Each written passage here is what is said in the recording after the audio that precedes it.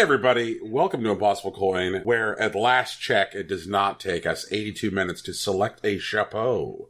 Somewhere in West Texas is one well-rested, fine boy, Rocky Hardy. Hey, what up guys? How you doing? And Tegan is out of office this week, so what we have endeavored to do is ensure that we get the best possible answers to all of our questions regarding memes and virtual reality, and so that means that we can only bring Joe Spiro into office. Hey guys, what's up? So, Joe, I'm going to start with the hard-hitting questions immediately. I didn't put this in the show doc because I wanted to take you by surprise. So, virtual reality appears to have its first large mainstream meme, and as Impossible Coin's premier frontline VR correspondent, I think I'm worried where you're going with this. Continue. There is a thing called VR chat, and in that thing, there is a thing called Ugandan Knuckles. I would like for you to give Ugandan Knuckles both barrels and tell us your feels. So, when I first saw the image, I was like, man, this is a hilarious image. It's an adorable, weird, derpy-looking version of Knuckles. Mm-hmm. And then I found out it was called Ugandan Knuckles. I'm like, that's slightly weird. And then I started seeing all these misspellings on the memes. I'm like, oh, maybe it's this cutesy voice, just this cutesy, non-regional, English voice, just oh, hey, what's up? Something like that. And then I, saw one of the videos. I'm like, oh, this is definitely one of those things that's racist that people won't think of as racist for a while. And then inevitably, it just, people were like, oh yeah, this is this funny meme. And a bunch of mainstream things were posting about it. And then all of a sudden, Vox or Waypoint, comes out and it's just like, hey guys, this is kind of racist. And people were like, no, these SJWs trying to take our Ugandan Knuckles. And I'm like, this is the weirdest hill to die on, but okay. It's pretty shit. For the record, I actually don't work in VR anymore. But you know what? If I did, I'd be more pissed off about this than I already am. Wait, Joe, you're not in VR anymore? No. He's rejoined the real world. Well, I mean, yeah, but I still work in video games, so it's as real as video games are. Oh, God damn it, Rocky. Rocky, I put you in charge of guest bookings for a reason. I told you to get me Ugandan Knuckles. I told you to get me a VR guy, Rocky, and this is what you do? I'm sorry, okay? I didn't know. When I finally knew, we had already had the booking. Tegan had already bought her tickets. It would have been weird to bring it up. Funny story, the job I'm working at now is the first job I've ever had where I wasn't working with either GPS technology or VR. So, that's an improvement, I guess. It's a new frontier for Joe. What are you actually working in? Can you tell us? I can't tell you too specifically, but, man, I'm trying to think of, what I can say. Are you NDA'd up, Joe? I'm pretty NDA'd up. I can say I'm working on a new IP, and that's about it until probably March. Okay. Is it an erotic match 3 puzzler? Oh, God. For some perspective, the company I'm working for, without, saying exactly who they are, but people in the know will know who this is, they've worked on a major ethnographic game that won a lot of awards. So I don't think erotic match 3 puzzler would really be in our wheelhouse. How about ethnographic match 3 puzzler? I mean, we could do that. I'm just imagining trying to teach people about Aboriginal cultures of different countries with match 3 games. I'm just imagining some country with a myth about when you gather these 3 symbols, they will disappear. Sometimes if you gather 4, they will cause others to disappear. Ooh. Avoid the purple symbols. Yeah. For they will blow up and decrease the score, which is an abstract concept, I guess. Maybe it's your score as you enter or the good or the bad place. It's a quantified idea of karma. Yeah. So, are you on the Good Place train? Are you on this journey? Are you watching the Good Place? No, and I forget if I was on an episode where you guys were talking about it or if I've just been listening and you guys have mentioned it enough that I thought I was there. That checks out. Yep. That's what we aspire to, man, honestly. It's a super good show, and we're slowly using this general interest video game podcast to make people watch this half-hour TV show. Nice. Yeah. Yeah. Strong recommend. Real good episode this week, Rocky. Yeah, about the trial, given by the holder of the burrito. Looking at Jason's actual trial, I understand that he had an option to be humble and bow to authority, but I'm not sure if that's egregious enough for him to end up in the bad place. But I guess it's the other way around, that it's not reverent enough to end up in the good place. I don't truly understand Jason's flaw outside of not listening to all the instructions.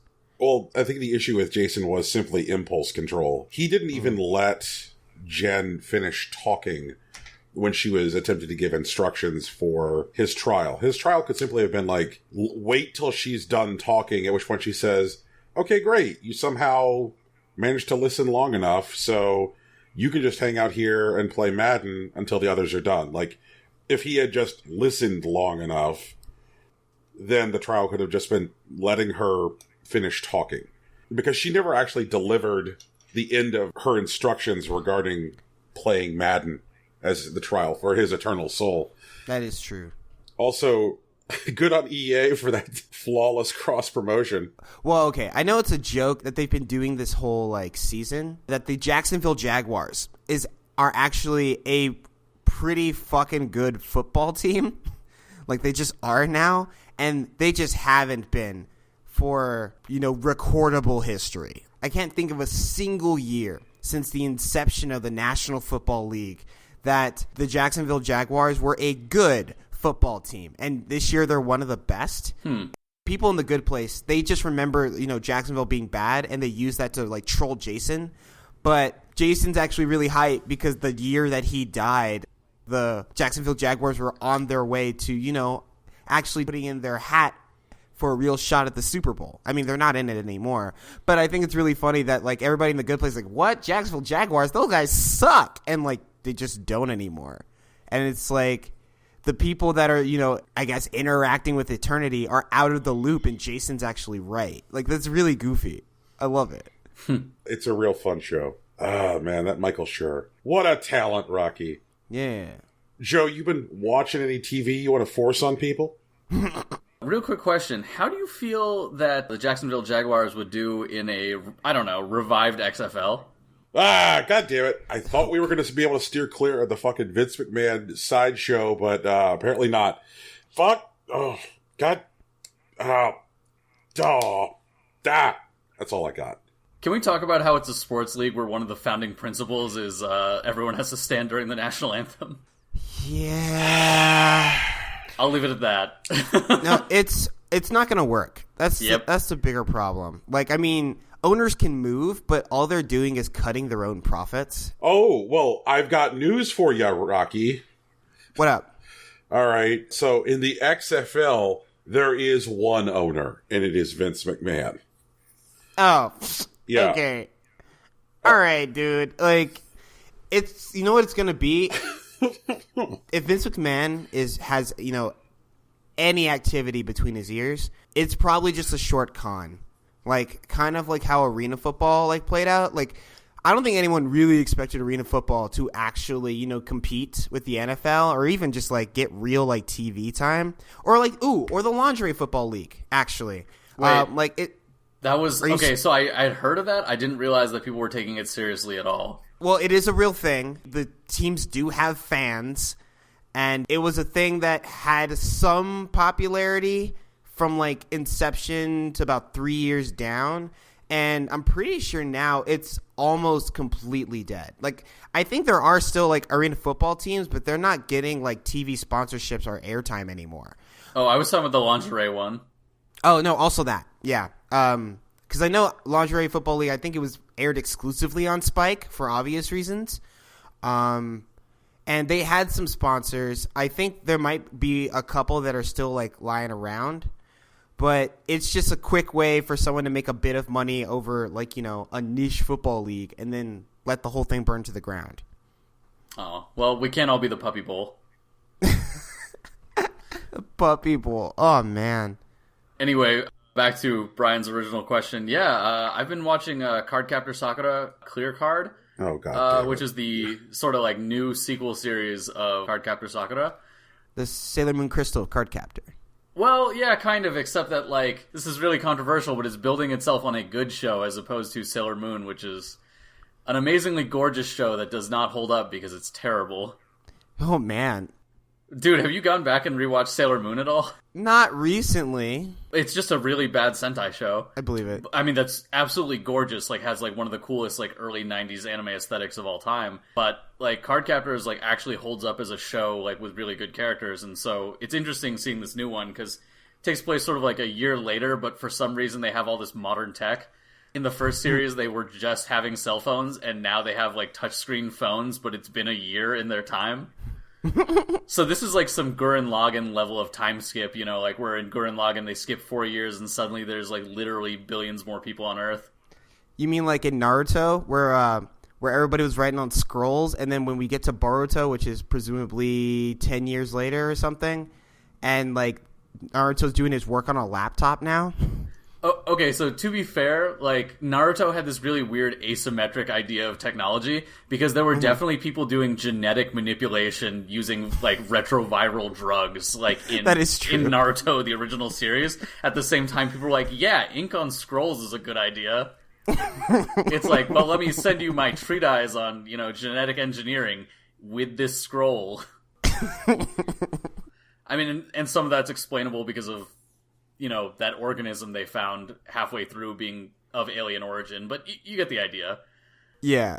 It's an interesting series. I'm not sure where it's going yet, and, like, they haven't really revealed an antagonist or if there even will be one. It's kind of cool seeing all the characters again, but in terms of just design, I really like the design and art style of the original show. I feel this time I really like the designs, but not the art style, and the distinction I'll make there is when I say design, I mean like character design, like outfits, etc. Yeah. But like the new art style, I don't like a lot of like modern anime style because I feel it's a bit more homogenized, and I feel they've fallen victim to that to some degree. But the character designs are still on point.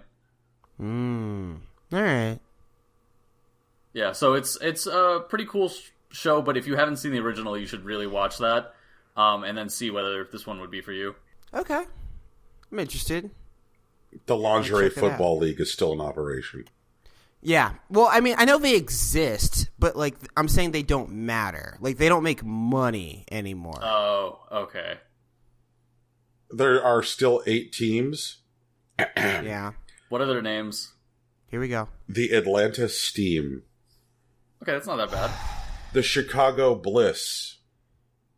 That's very much a stripper name. The Nashville Knights. That's a surprisingly tough Wait. name. How was Knight spelled? With a K. Okay. That's cool. The Omaha Heart. Eh? The Austin Acoustic. Okay. I guess. The Denver Dream. The Los Angeles Temptation. Okay, that's what I was expecting, that type of name. Yeah. And the Seattle Mist. Wait, what? It's just like the entire team is just vampires, I guess? Like Alucard style vampires?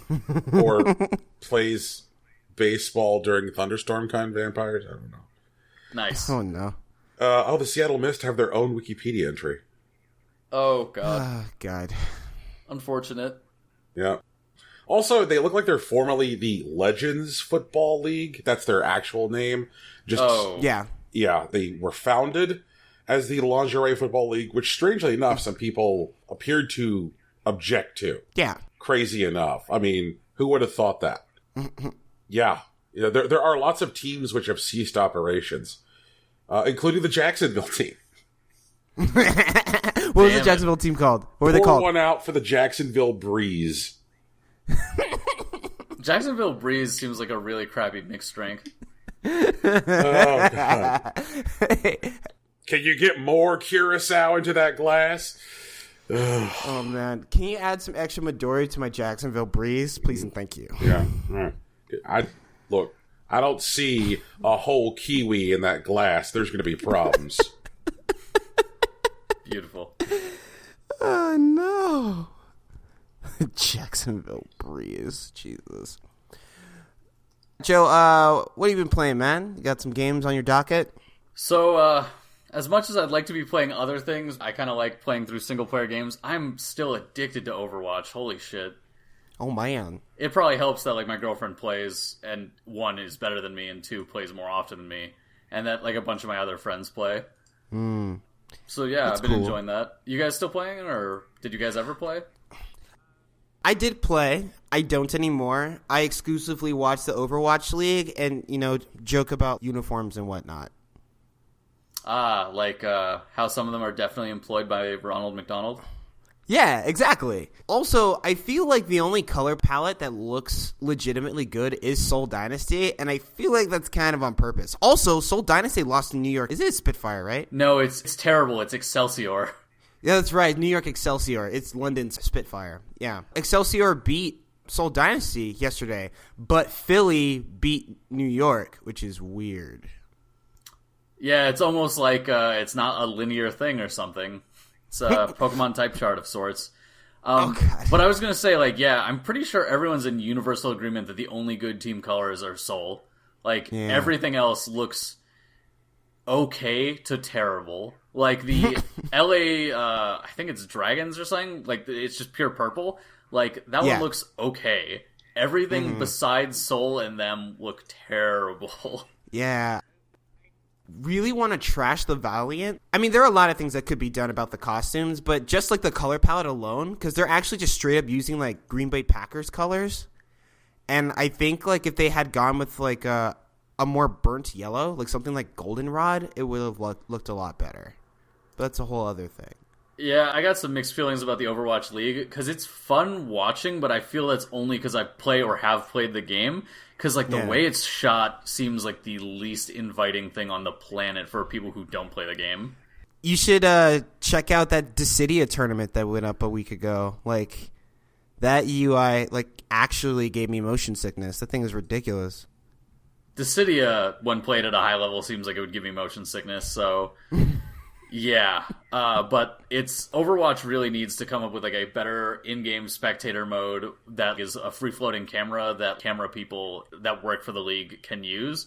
Because, like, man, it is a nightmare whenever they switch to Tracer. It's like, I can follow this because I play this character, but I have friends who do not play this character who, like, do not like paying attention to these segments. I've actually been giving a bit of thought to how esports is presenting itself, and using sports as an example, which I know is misguided at best, tells me that the way of first-person shooters, or even just first-person games, should not actually be the way that it's presented to spectators. Yep. And I know incidentally it doesn't have to be that way with certain games like League of Legends and Dota, because the whole game is played in top-down. But when I think of spectator sport, like football or basketball or even baseball, you never actually see the game from the player's perspective, and it's important that you don't in a lot of ways, because it makes you curious about what they're actually thinking, and actually being there isn't a rewarding experience. Like, I don't need to be in Peyton Manning's helmet to appreciate how he throws a football. That's not how that works. And I think that esports, when they're really trying to get this esports thing going, it would benefit by taking those considerations into account. For sure. I think I would like watching a Roadhog hook a lot more if I didn't see it through the first person, although Widowmaker sniping would be less interesting as a result. But sniping it on its own is actually pretty cool, so... You know what they should do for Roadhog hooks? Instead of seeing in first person, you should see it in second person. Like, you're the person receiving the hook. Oh, no.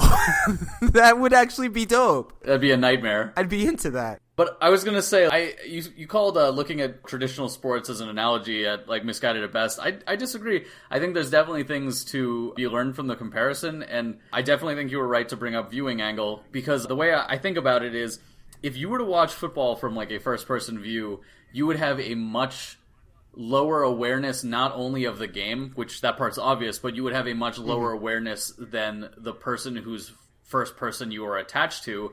And that's because, one, they have the surround sound perception of their own ears, and two, their game sense is such that they have like a probabilistic picture of where everyone around them is. And like doing anything in first person in a manner that is only visual is actually a disservice to the amount of sense that the person whose first person you are in has of the field. Third person actually does a better job of reflecting the impressionistic view of what they can see, which is a really weird, counterintuitive notion.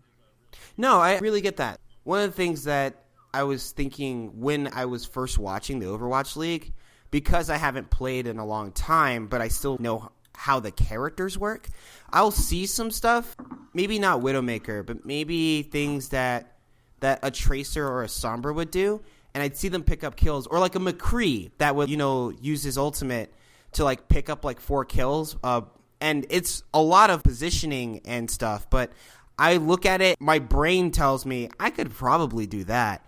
And that's not true because there are a bunch of variables that I can't account for that I don't know because the controller literally isn't in my hand. And I feel like looking at it from a third-person perspective would reduce that impulse. I feel like I'm there, but I'm not actually doing anything to get there.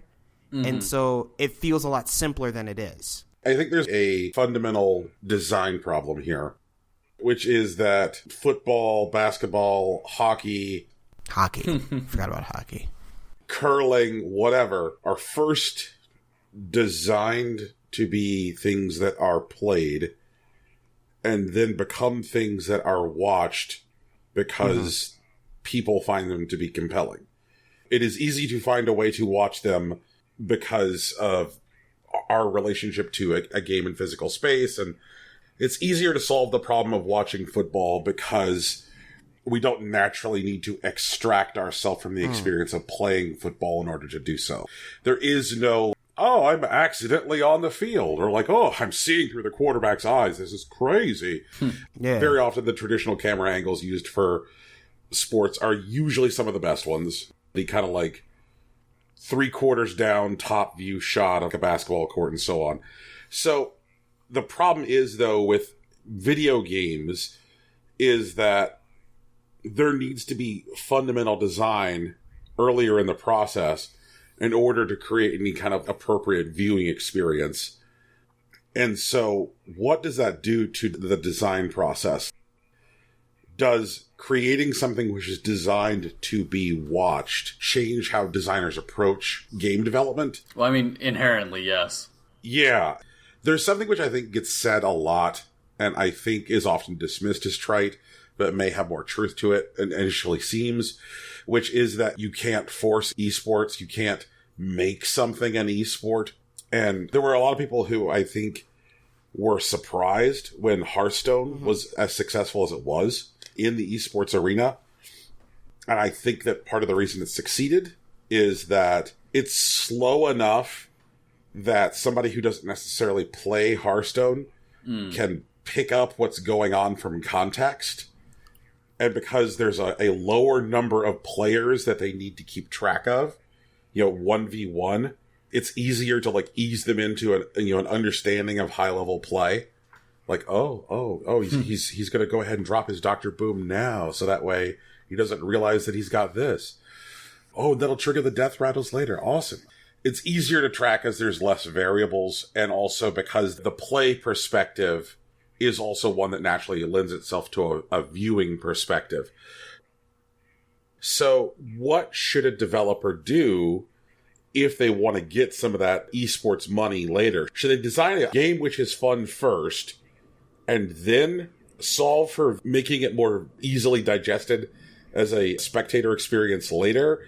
Because I can tell you that I have never had fun watching a first-person perspective game fucking ever. Ever. I don't care if it's Overwatch, Call of Duty, Halo. I'm like, oh, I'm the man. I know that there are other men, but I'm the man. And like, it's just so easy to like disconnect from like whatever like larger team play experience I'm supposed to be like invested in. I know that there are several Call of Duty mans, but I can see through the eyes of this man, and that is all I care about. So, related to the idea of design pre or post release, I've seen some interesting arguments about the idea of having quote-unquote tournament maps for Overwatch that have longer sight lines and sort of give you a panopticon type view. They could still be multi-level, but basically in the center there would be a spot where from any angle you could kind of get an idea of what was going on. I think the idea is intriguing, I just don't know how it would break off the player base. Additionally, Rocky, when you watched it, didn't it seem like really goofy that they play literally every like major game mode? Yeah. It doesn't seem like we're watching a traditional team sport, it seems like we're watching decathlon. Yeah, I think that's just Blizzard not sure which part that they can sell the best. Exactly. It felt like an advertisement. Yeah, because honestly, I feel like that there should be a different space for both control maps and payload. I feel like there are more streamlined ways to measure their competition, but they haven't figured it out yet. Mm-mm. Yeah. But yeah, I guess that's kind of my thoughts on the current state of Overwatch besides Blizzard World, which I haven't really formed a super coherent opinion on. Yeah, just gotta wait for the dust to settle, I think. Yeah. But other than that, I've been playing Dragon Quest IV. Have you guys ever played any of the Dragon Quest games? Actually, no. I'm simply aware of them. Ooh. Dragon Quest Builders, which is like a weird outlier. So you've played a Minecraft game. Yeah. But yeah, Dragon Quest, amazing JRPG series, super long history, for a long, long time was way bigger than Final Fantasy in Japan. Not so much outside Japan, for various reasons, some cultural, some having to do with like release structure outside of Japan. There's many reasons, but it's an amazing series, super influential, did a lot of revolutionary things before Final Fantasy did. They were kind of in competition and always kind of trading ideas informally. But then eventually they came under the same ownership because, like, basically Dragon Quest was the big Enix franchise and, Final Fantasy was the big Square franchise. At the time of the purchase, in Western media, people thought that Square was saving Enix when, in fact, it was much the other way around based on the profitability, but that's a discussion for another time. Right. Dragon Quest IV has been pretty cool. I'm playing the DS remake, which is a remake of the last NES Dragon Quest game, which actually did make it to the US. It's an interesting game. I can see how at the time it was tremendously revolutionary, but it's weird because I've recently played Dragon Quest V, which is actually probably tied with Chrono Trigger as my favorite JRPG of all time. Okay. And while Dragon Quest IV was quite revolutionary for when it probably came out, it blows my mind how much they had to advance to make 5. Because 5 is like one of the coolest, most personal stories I've ever seen in any RPG, JRPG or otherwise. And 4 is much more vignette-based because you play a bunch of different main characters on unrelated stories who then later come together and unite for like one common story. Neat. So it's a pretty cool game. Y'all should check it out at some point. I gotta. I'm always overwhelmed by the passion and fervor of Dragon Quest fans, because when you meet a Dragon Quest fan, they are almost certainly going to walk up to you, clasp you by the hand, and look at you with big bug eyes and go, "Have you heard the good word about Dragon Quest?" That's pretty accurate. La! I appreciate their vigor, but it's really fucking tough when you have a series where 100-hour-long games are the short ones. Yep. Like Dragon Quest VII is like very famously this like, and then of game design where people are like, oh yeah, like if you manage to steer clear of the bullshit and really stay on task, you could finish Dragon Quest VII in about 175 hours. And I'm like, man, fuck that. But dude, it's 175 hours of content and not menus and systems on systems. I mean, I know there are systems, but like it's, you know what I'm saying. You know what I'm talking about. Right. And when you asked, like, Brian, have you played any Dragon Quest games, like, the reason I answered Builders was that I tried to play Dragon Quest VII, and this was within the last year. Was that your starting point? Yep. Oh, that is the worst starting point. And so I picked up Dragon Quest VII, the remake for the 3DS, and I played it, and I had been playing for, I shit you not, 15 hours, and I'm like, I have not even fought a motherfucker. I have been in this game for 15 hours. I have not fought anything. I'm like, where are we going now? There's like this prince guy. And they're like, go over here. And I'm like, what the fuck? There's this boat. You play hide and seek on a boat. I'm like, I don't even know what's going on anymore. I can't deny any of this because 7. So I've never played through 7, but like everyone I talk to, like in Dragon Quest fan communities, is like, really only play this if you really, really, really like all the other games. Well then, that was a mistake. Brian made a mistake. Yeah, it happens. Ones man. that are good starters are like Dragon Quest 9 for the DS, Dragon Quest 3, any of its remakes, and Dragon Quest 5, which I think is generally regarded as the best in the series. Now, I'm a big fan of the 8-4 Play podcast, and a lot of those guys on that podcast are marked out pretty hard for the Dragon Quest series. In fact, a lot of them took time off when 11 came out, that kind of thing. A lot of them are comparing the quality of 11 to 5. I've heard that, yeah. So expectations are pretty high in the West amongst Dragon Quest fans, because it's like, oh geez, 11 appears to be like the real deal Holyfield. I might try and go back in. I'm glad to hear like 7 is this weird outlier that pushes people away, because holy shit, I tried. I fucking tried. Goddamn. 15 hours. Didn't fight anything. I just wanted to mix it up. That's the whole review. 15 hours, didn't fight anything. Brian Cartwright. Oh, God. I'm trying to think of like a good comparison for what your introduction to Dragon Quest was. Wait, had you played Builders before that? Yeah, and I had a good time. Okay, so this is like the weirdest metaphor, but I feel like you read like a cool apocrypha of the Bible and then decided to read the Dead Sea Scrolls. Oh, shit. In the original. Oh. Aramaic, I think. I forget if it was in Aramaic or Hebrew, but regardless, I feel that's what you did. Yep, pretty much. Dragon Quest Builders, it's a good time. All the plot stuff is like laid out really easily. Like, I also like the fact that like one of the problems I always have with like crafting games is I'm like, is there a plot in here? And they're like, nah, man, just punch the tree. And I'm like, how about, is there a plot? Like, no, punching the tree should be enough. And Dragon Quest Builders recognizes that punching the tree is never enough. It's got a good feel. And then I played a game where I had to play hide and seek for like 3 hours. Like, fucking nay. Oh, Jeez. Assassin's Creed Origins. Joe? I'm fucking with you. Rocky, I told you to vet our guests. How is Assassin's Creed Origins going, Brian? So, the expansion came out this past week, which opened up the Sinai.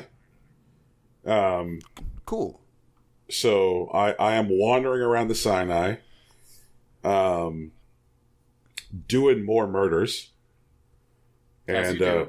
Yup. The expansion is set 4 years after the end of the main quest. So now there is a creed in its infancy, and like pretty much like the way it works is like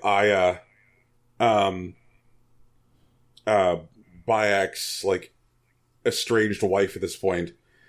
She is like in charge of the creed in Rome, and basically like Bayek is head of like what I would call like the major field office of the creed in like Memphis. And so he rolls on over to the Sinai because he hears like the bad guys are doing him bad over there. And I'm enjoying like some of the varying topography. There's one of the things I enjoy in this game is like how satisfying the movement is.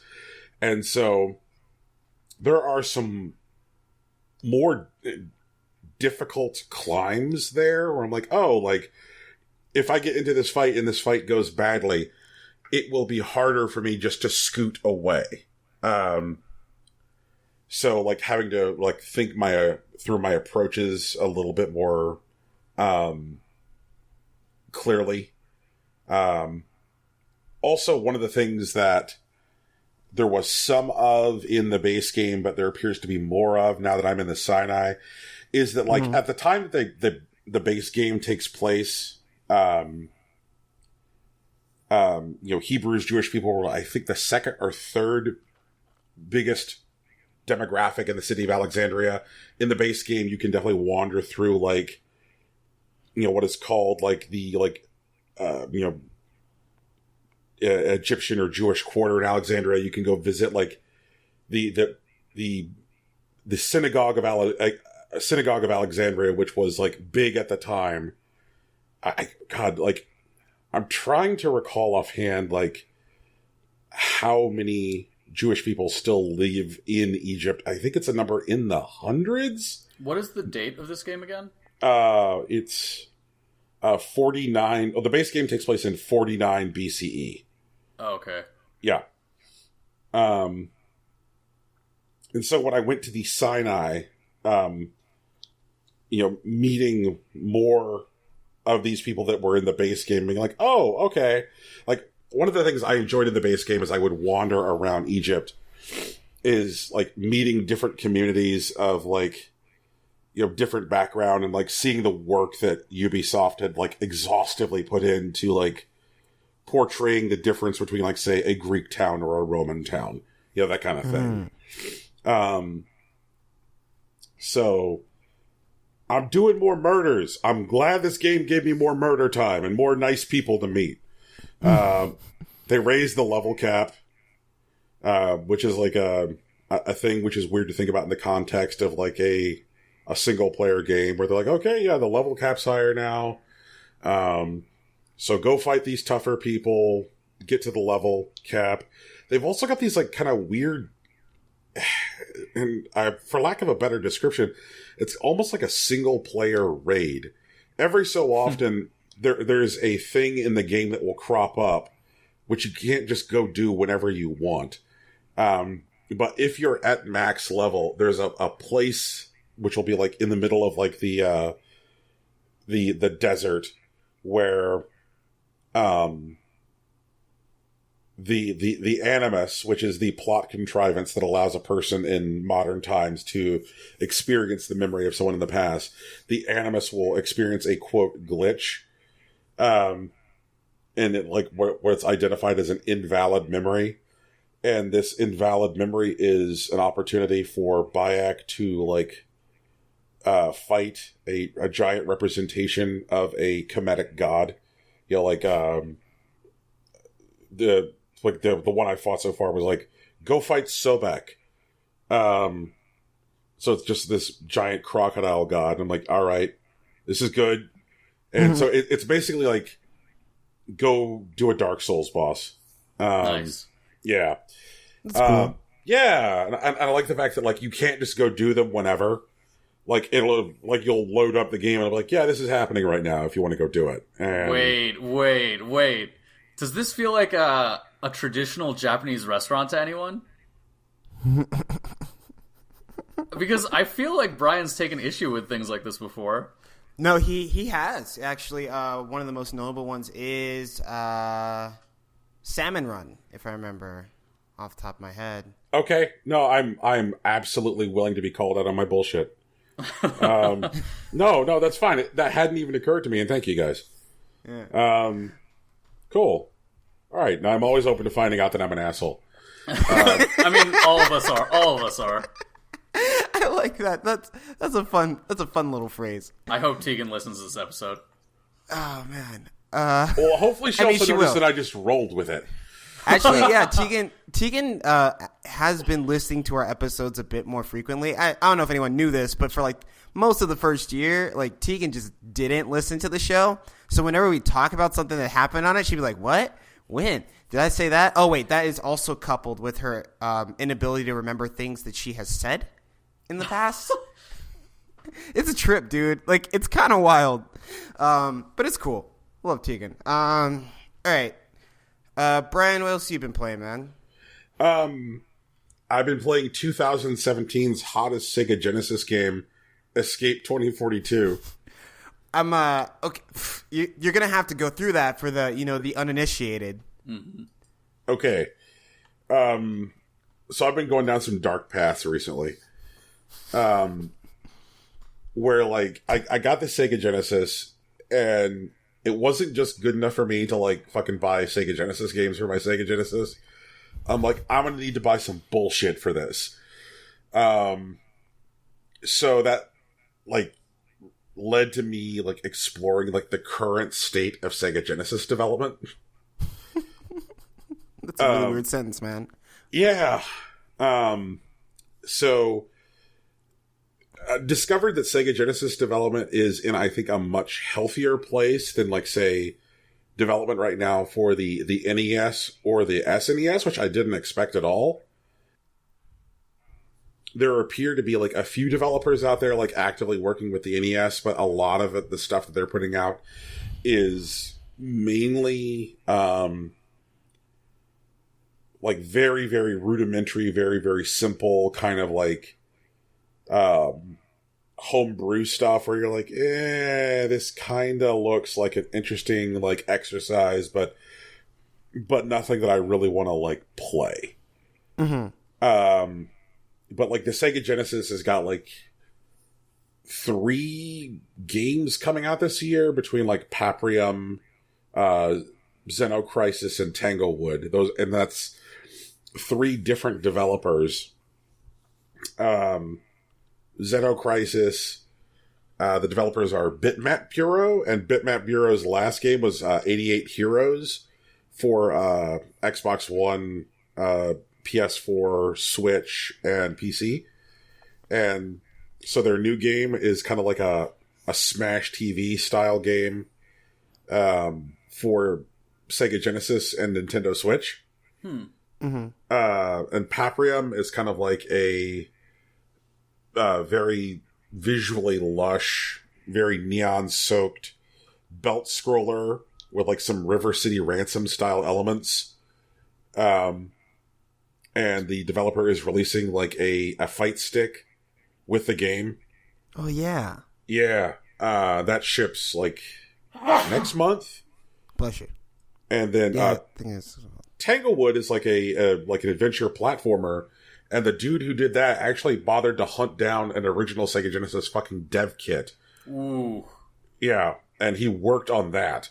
So, like, I'm digging all of these people who are, like, showing real love to the Genesis. Where are they from? Each one is, like, different locations. The folks who did Xenocrisis are in the UK. Okay, that's what I was thinking, honestly. The guy who did Tanglewood is here in the United States. And then Watermelon Games, the folks doing Paprium, they recently moved their offices to Hong Kong from the United States. That's interesting on a couple levels, but I was expecting more UK in this just because of how much bigger the Mega Drive was than the Super Nintendo in the UK. Yeah. And the guy who runs Watermelon, Fonzie, is French. Henry Winkler is French? It's a different Fonzie, Joe. Damn it. That's not what he said. So, yeah, like, and then, you know, to get back to the game at hand, Escape 2042, there's this other fella who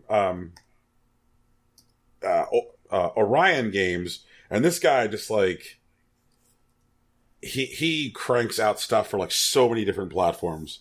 Like, he put out an RPG for the PS1, put out some, like, puzzle games for, like, the Dreamcast and the Jaguar CD.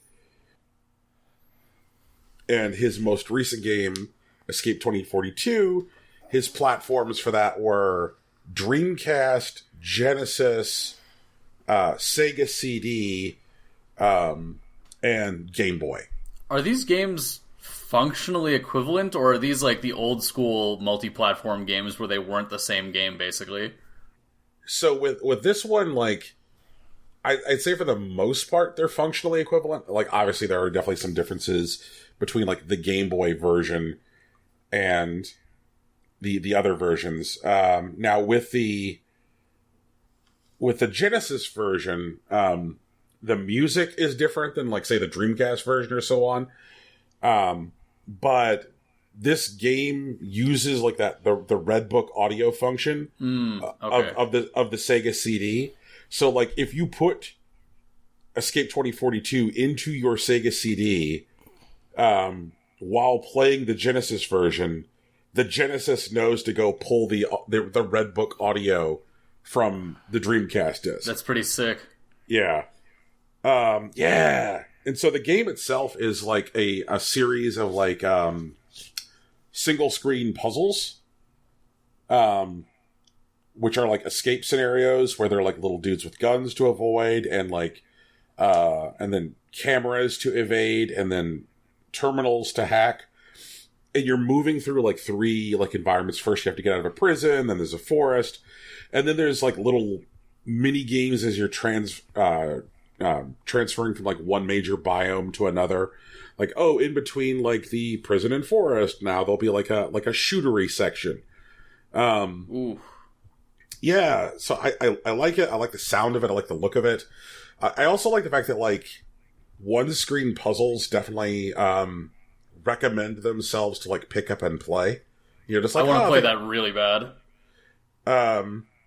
I also like that he uses a password system, because that is some old school, you know, cartridge shit.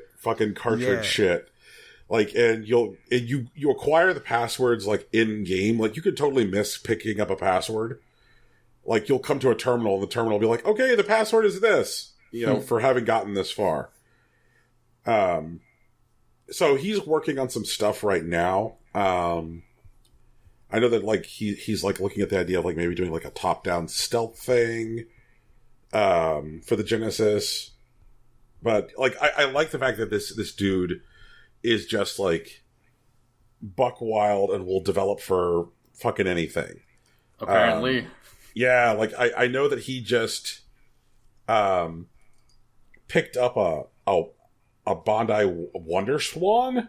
Whoa. Yeah, like this guy's crazy pants. But I like that. Like I when I see people developing for like dead systems, it always interests me, because I started doing a lot more research into the whole like Brazilian Genesis scene.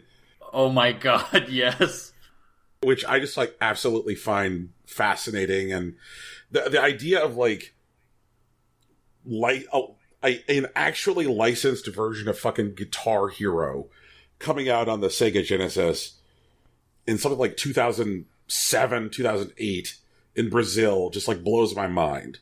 Or like At Games releasing like these closed boxes, which would be like loaded up with like 100 games in Brazil, and that so many of the games would be like actually licensed, but they would also be released on the same device, which would also have like games that were completely unlicensed and, you know, completely bootleg, and this weird like gray market culture that appears to exist within like the Brazilian Sega Genesis community, where developers were licensing games and were making games to support this like huge game-starved community, and that you could conceivably walk into a store and just see such like intermingling of like you know, an effort to serve a market at the same time as like just like bootleg shit. It's wild, man. Brian, we gotta go to Brazil. Yeah, no, I'm feeling Go to it. a used game shop. Like, maybe it's a reflection of who I am, but like the idea of like going game shopping in Brazil is probably equivalent in interest to me at this point as like going game shopping in Japan. Because it's just like, I just want to see the craziest fucking shit. And it looks like Brazil is the place to go if you want to get into crazy games right now. Yeah, no, the Japanese, so, like, a lot of the old Japanese stomping grounds for retro games are, like, apparently picked clean nowadays because of, like, greater dissemination of information. I feel if we went to Brazil right now, it would be at a time such that people hadn't started to value that weird individual culture they had, and we could still get a bunch of, like, really weird games for cheap. That's the hot strat. Brazil, you heard it here first. So yeah, I mean, there's also been some other like weird stuff I've been getting into for the Genesis, and I'll probably dig into them some other time once I give them an effort to like play it some more. I picked up a copy of port of Mega Man 1 through 3 that was made for the Genesis for the European market called Mega Man: The Wily Wars. Yeah, that game taught me that I'm a very bad person and not very good at video games. Dang. It's like that? Did it teach you about sick FM synthesis versions of the Mega Man 1 through 3 soundtracks? That is the reason I bought that motherfucking thing. Hell yes. Yeah. Because, like, I bought this because I was sitting on YouTube listening to somebody did an arrangement of the Mega Man X soundtrack for the Genesis, and because I was listening to the Mega Man X soundtrack as a result of listening to Retronauts, and I was like, man, that's good. That's some good ass music, and I'm like, I should go listen to an arrangement of the Mega Man X soundtrack for the Genesis, and I did, and it was incredible. And I was like, I should find an excuse to play Mega Man on the Genesis. Wow, I'm not very good at Mega Man. Lol. Yeah. Well, I mean, but most people aren't good at Mega Man. Like, that's kind of the point.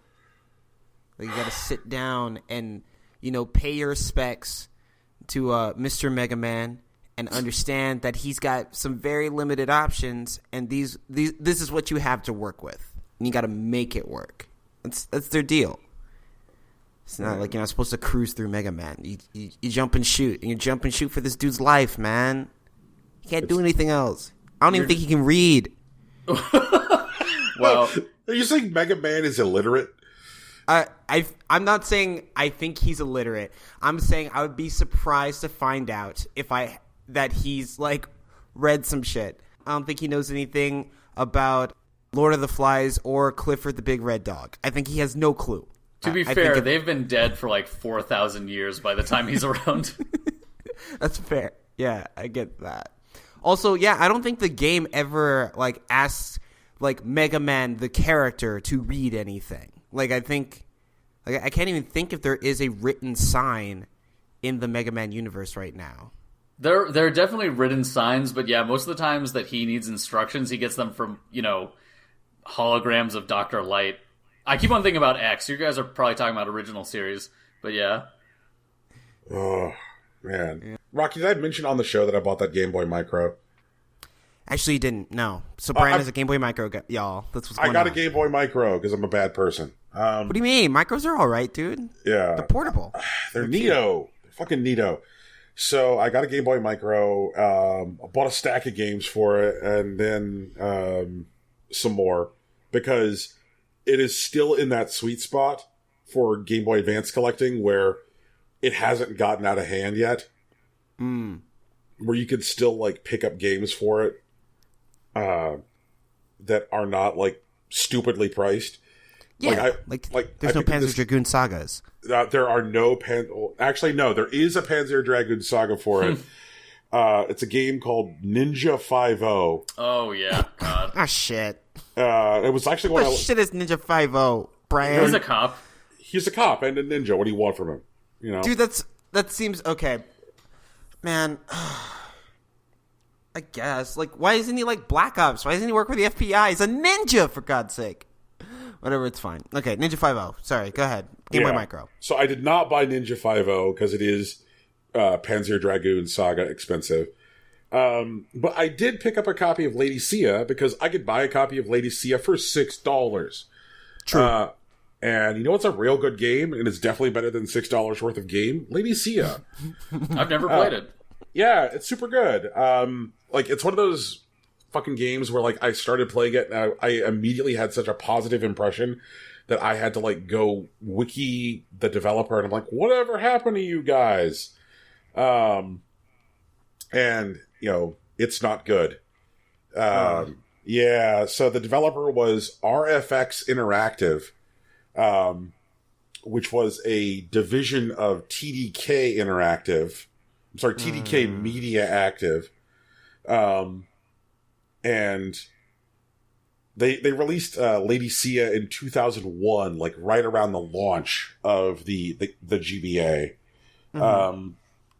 And then they when TDK Media Active was absorbed by Take-Two Interactive in 2003, they canceled the games that RFX had in development at the time, and then the people that they did not lay off, they reassigned to other projects.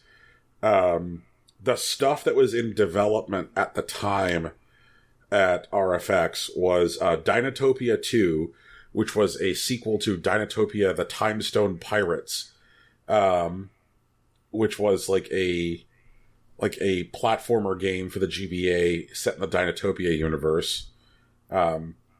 Pretty well received. Then Sword of Sia, Lady Sia 2 for the GBA, that got canceled. Oh. And Lady Sia 3D for the GameCube and PS2. It feels like a bit late to be using that suffix for a video game. Yeah, no, definitely. I think that like something 3D probably had like its like untimely death with like fucking Castlevania and what on. Like 3D in 64, you're like, all right, how do we let people know that you're not just running to the right? Fuck, I don't know, 3D? Beautiful. Oh, wait. There we go. It's perfect. Brian, so I saw that you had previously... I saw you were looking for GBA suggestions. It just occurred to me, were you looking for Game Boy and Game Boy Color suggestions as well, or just GBA? At this time, just GBA, and the reason for that is, like, the profile of the micro is such that, like, if you were to put yeah, and like part of the advantage of the Game Boy Micro is it just fits so easily in your pocket, and I was able to find a nice case for it, and you know it's a nice soft case like wool and so forth, and I think I'm going to pick up one of those FPGA rechargeable Game Boys that is coming out this summer. Nice. For color and Game Boy stuff. I don't know if it can play color. Well, if you throw a color in it, it will render it grayscale. Grayscale, yeah. Yeah, so you can play the black cards, but not the crystal cards. Right. So there'll be that. And Hyperkin did just announce that thing will be backlit, but the prototype that was at CES was front lit. Okay. So, yeah, that makes sense. The dream is alive again. So I think I'll pick up one of those because I still have not played Link's Awakening, and I still need to fill that gap. Oof. But I will use my Game Boy Micro to fill my other major Zelda gap, which is Minish Cap. Good choice. So, yeah, hooray for the Game Boy Micro. I got WarioWare Incorporated Mega Micro Games. That game is fucking cocaine, guys. Like, I love that game. That is the weirdest fucking bullshit business. Oh, Rocky, have you played this goddamn thing? I have not. Oh, it's so good. My Wario experience is actually a blind spot in my video game portfolio. Wait, Wario or WarioWare? Or both? Both. Oh, man. Yeah. Well, they're really distinct, but man, that's a tragedy. They're both really good. I know. So, like, WarioWare is kind of like, this game is kind of like an assault on your senses. You put it in, and there's Wario. He's an asshole, and they've got these like great little like samples of Wario's like laugh, like yeah, and he immediately shrinks himself real tiny and jumps inside of a boombox because of course he does. At which point the game like introduces you to like its central conceit, which is that it's just going to rapid fire throw games up on the screen that you do not get to pick from. And you're going to need to figure out what the rules are of the game and then play them in like a space of like maybe 5 to 8 seconds. Right, WarioWare. Yeah. But I just... The weird characters that the thing introduces and... like, I don't think a lot of people talk about, like, WarioWare characters. They're so good. Like, Jimmy is life. Like, weird disco guy with a flip cell phone. Like, why is Jimmy? I don't know. He's definitely based on some Japanese comedians. I'm 99% sure. So yeah, I guess that's what I've been playing. Like, I feel like having you on, Joe, is a bad influence. It just makes you want to talk about old video games. Oh man, I'm glad to hear that. But there are new games out, which might be a good segue. Like, I did buy Celeste last night, so I'm going to try and spend some time with that this weekend. I want to play that so bad. Yeah. Also, I'm hearing real good things about Iconoclast, that it might be one of those ones that we all need to make an effort to play. So, like, Celeste and Iconoclast look great, but also this weekend is hopefully going to feature me spending some time with my my teacher, my senpai. Oh man, that's not what senpai means. That is not what that's not what senpai means. Well, it does now. Okay. Okay, so guys, I'm actually not going to open with Monster Hunter World because I will not stop talking. I know that. And for any context, Monster Hunter World came out January 26th, which would have been last Friday. I got mine a little early, Thursday and whatnot, and I have already clocked, I believe, 20 hours on the game. Like, that's where I'm at time of recording, which is Saturday. So between 9 p.m. Thursday and Saturday morning, the 27th of January, I have clocked 20 hours with Monster Hunter World. I have a small collection of dual blades that I'm pretty proud of. I have murdered a number of monsters and tracked them all the same. I have made friends with various small cat folk, and they have given me their treasures and their wares. I'm having a good ass fucking time, man. Fucking love this game. Okay, but I'll circle back to it because, like, honestly, it'll be more stuff that we'll get to on Monster Hunter Mondays. Because, god damn it, like, this game is actually the best Monster Hunter that has ever been made, and arguably my favorite MMO of all time. And whoa, I spent a day with it. Damn, yeah. Jesus Christ. Yeah. And other news, smaller but still significant news. Battle Chef Brigade got the PC. Well, the Switch got the PC update, which includes updates for the daily challenges. There's no longer single item challenges. The AI has been balanced a bit better in hard mode, in the story mode, so that you don't get weird spikes of difficulty anymore. And the client is basically pulls out, like, the cheaters and whatnot and displays rankings properly now, which is nice. So it's good. It's a nice, like, quality of life, like, cleanup thing. PC is still probably going to get their updates first because that's what they're prioritizing. But the Switch getting its attention is a good sign. I really hope that Trinket actually ends up getting a bigger staff because, like, it's still, like, 3 dudes, like, trying to run this game, which is great to get it out there. But I think for maintenance, they might need something a bit more robust. I've spent some time. I'm trying, guys. I'm trying to spend some time with some shooters this year because that's where the competitive scene is mostly at. And I spent some time with Splatoon 2. I sat down with ranked. I pushed into a B+ on all the major games. I played a shit ton of Clan Blitz, and Clan Blitz is actually really dope. It's a lot different than Turf War, where, like, outright aggression is rewarded. And different from some of the other objective games like Rainmaker, Tower Control, and Splat Zones, where you're just waiting for your one opportunity to engage. It's a lot more that players are both playing hide and seek with each other to protect their clams and try to set up a chance to put as many clams into the goal as possible, but also shifting nearly seamlessly into defense when you see someone rushing towards your end, because, like, trading shots doesn't work because the person that opens up the goal, like, disqualifies the other goal from being opened.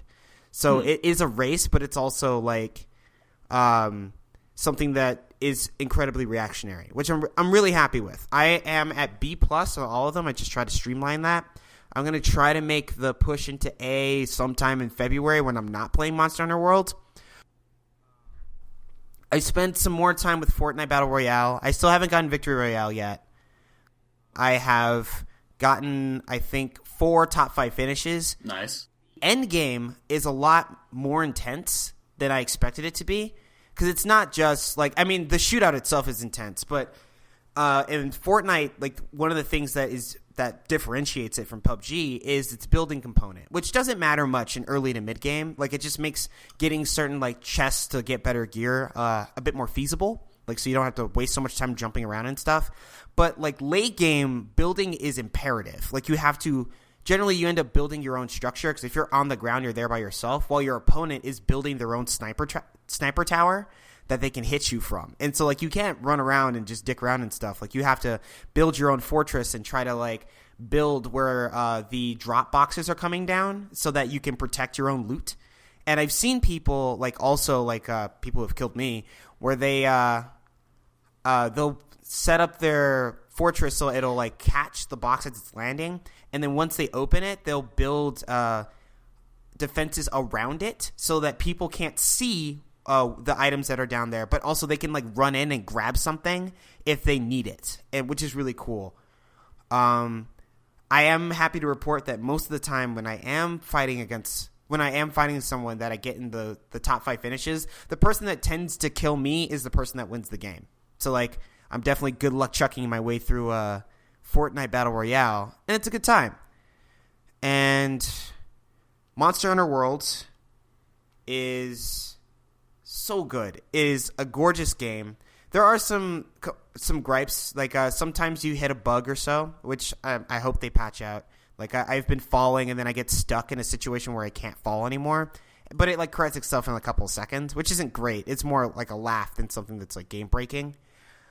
I have noticed that the frame rate is kind of slow, at least compared to like, you know, fighters and whatnot. Like it's not running at 60 frames. It's running at 30, and I've seen some dips to like 15.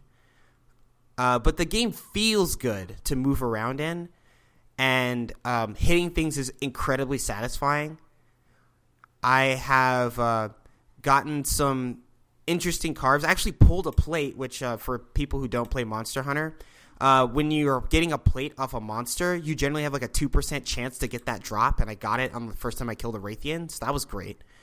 I'm really enjoying the various game modes and the pervasive session that you're in. Like when you log in, what happens is that you are dropped into the hub world or whatever, and that's an instance where up to 16 people, random or otherwise, can like hang out. And so there are boards that are placed throughout the area where you can initiate a quest, or if someone initiates a quest, you can see it on like your nearest board and you could join their quest if you'd like. So it's kind of like an interesting little hangout spot. It has full like voice support, where the chat audio is actually integrated into the game. And when you move into like say a session where you're going on a hunt with up to 3 other people, it migrates that chat over with you, which is really cool. Oh. Yeah. You can invite people by chat ID. You can invite people straight from the PlayStation interface, which is, you know, a lot cleaner than how the beta was actually running, so I'm grateful for that. There are story mode quests and the standard guild quests, which are designed for multiplayer. But there are also two other activities that I really like. One are called investigations, which you get by like tracking other monsters, and you can basically get a instance of a stage where you have to hunt a certain monster with a certain amount of time, with a gold reward and potential extra awards that you can get. And that even affects things like gathering spots. So like if you wanted to like mine for iron ore or something, you could get an investigation that has more mining outcrops where you can keep farming those. And there is also a free play mode, which are called expeditions, where you'll just jump into the section and you can just run around and do stuff. There's no time limit. There's no death cap or anything. You can just run around and explore the area. You can gather things. You can fight small or large monsters. The thing is that large monsters will be in the area for a certain amount of time. So I have fought a couple of monsters where I figured I had more time, and then they just completely disengage. They'll just fly off the screen, or they'll just like swim someplace totally different. But I spent some significant time in expeditions on 2 of the first 4 major areas. Like, I think I spent maybe an hour or so each, where I could, kill every monster once. I could explore some of the mysteries that are involved with the area, of their own, like, local, like, cats that have their own organization. Like, one group is actually called the Protectors in the desert biome, where they where you have to help them find their other, like, cat companions, and in exchange they give your cat, like, a new item, which is, like, the shield that was in the beta. And in the forest area, I believe they were called... I forget what they were actually called. I want to say they're the Defenders or something. And when you complete that quest, you get a couple of things. You get the item. Whenever you run into those cats in any of the worlds, they will help you out, like join your party. And so, like, you get an expanded party just off the cats. And also your cat gets the ability to tame a particular small monster that will join you in fights, which is something that we saw in the beta but wasn't exactly explained. So, question. Uh-huh. Do you think it is possible that the beta offered too narrow a slice of experience for potential players and maybe create an impression? Because you just described a pretty huge possibility space and a lot of different things that people can do with this game. And it sounds like there's a lot of different ways of finding, like, what's fun for you as a player and doing that, and not necessarily even locking yourself up, be like, oh, well, this is the only thing that I can do, so I guess I'll do this. Like, it sounds like there's a lot of variety. It sounds like there's a lot of options. Mm-hmm. But that, I don't think it was necessarily something that was conveyed terribly well with what was available in the beta. I agree with you there. Yeah. Do you think there's anybody out there who might have gotten a more limited impression from the beta? I mean, fortunately, the reviews for this game have been extraordinary. Like, critics seem to really love it. But do you think that there's anybody who might have gotten chased off by, like, well, now that I've seen what the game is, I think I've had my fill in the beta. Do you think there'll be anybody chased off that way? Yeah, but I mean, that's just numbers, honestly. I don't think that's a really significant population. That's what I would say. Because the thing is, regardless of all the things that I talked about, I feel like the beta gave whoever was interested in the game a solid slice of the core experience. You pick a weapon, you are dropped into a biome, and you hunt a monster. And there are, like, the intro quests, which, like, teach you about gathering, which is something that wasn't important in the beta.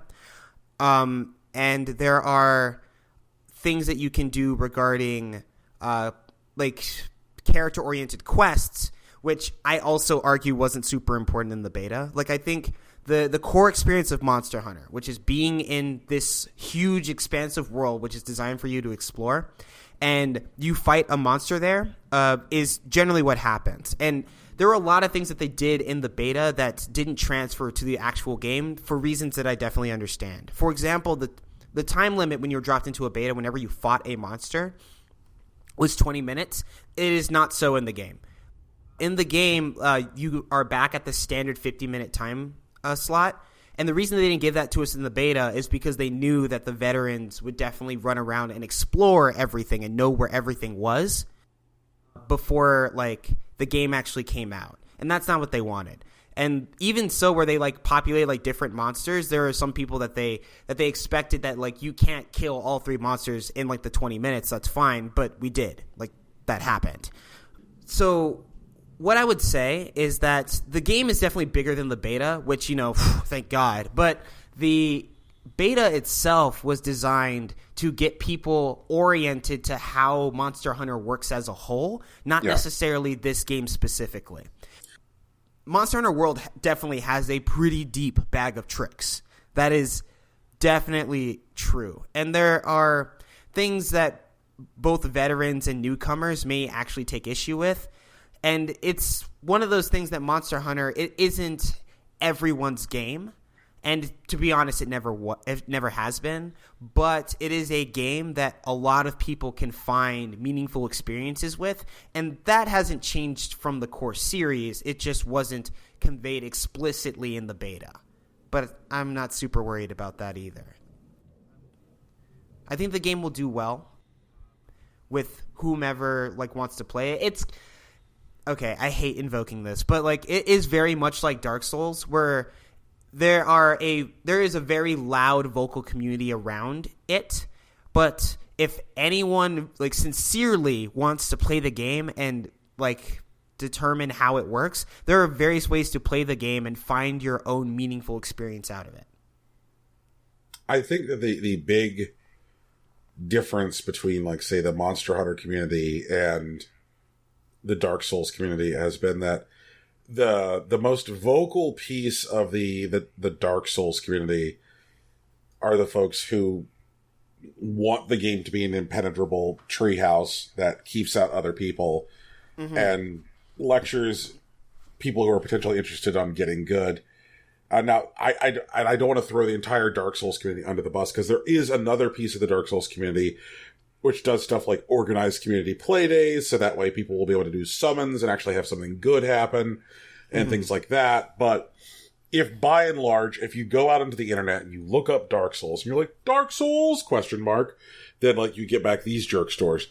But Monster Hunter is by and large a community that wants more people to get into it.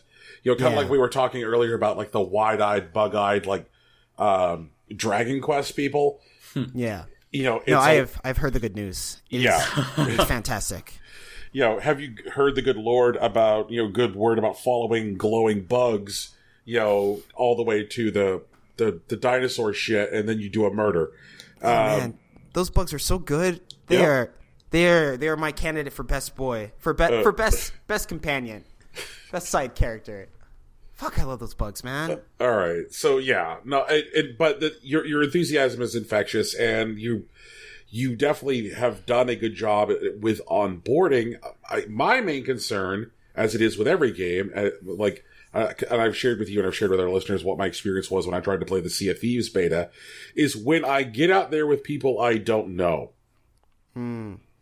And like, what's that going to look like? If I'm like, hi, friend, do you want to murder a dinosaur with me? And then they use very bad words. And tell me that I'm a filthy casual, and then you use words that are far worse than that. And I'm like, well, I guess I'll just go play Celeste instead. We shall see. I'm just imagining if actual hunters did this, like you just ran into someone in the forest and they just like started berating you. That would definitely end up in a couple fatalities. Yeah, but that's why you do it at the hub. Like, you're just like, everybody's here. Like, everybody's part of the Fifth Fleet, which is the group of people that have shown up in the New World and whatnot. And you're just like, hey, there's up to 16 people here, and you'll see a bunch of them. Brian, as you're playing, what I would advise, that's something I haven't talked to you about yet. So in Monster Hunter, there's this thing called a guild card, which will outline basically your history as a hunter. You'll have your character there with your palico. There will be a background that you can choose, and a title that you can choose from, like a bunch of preset words that you gain over time, especially when DLC comes out. And it'll have your current equipment. It'll have your hunter rank. And in this game, which is new, any squads that you're a part of. And then it'll have like your weapon usage, how many clears you had, what the largest instance of each monster is, because all the monsters are measured.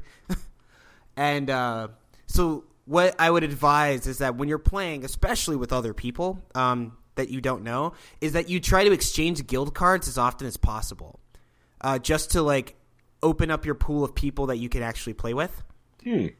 Yeah, and plus you're gonna have a lot of fun like dicking around with your guild card. Because, for example, my character's title is actually Promising Gang Hunter. Like, that's what I decided to name him. And I know another friend of mine that I've already played with, they have a third-rate... it's third-rate sword boss, I believe, is their actual title. It's super goofy. And, like... Man, I love this game. I really do. Like, I mean, I spent 20 hours on it between, like, 2 days, but... There's no way I'm spending less than 1,000 hours on this game. Like, I just sincerely don't believe that that's the person that I am. It's going to be wild. I'm going to have a great time. If you can't tell, Rocky kinda likes Monster Hunter World. Woo! Would you guys care to discuss the news of video games? Hell yeah. Yeah, man, let's do it.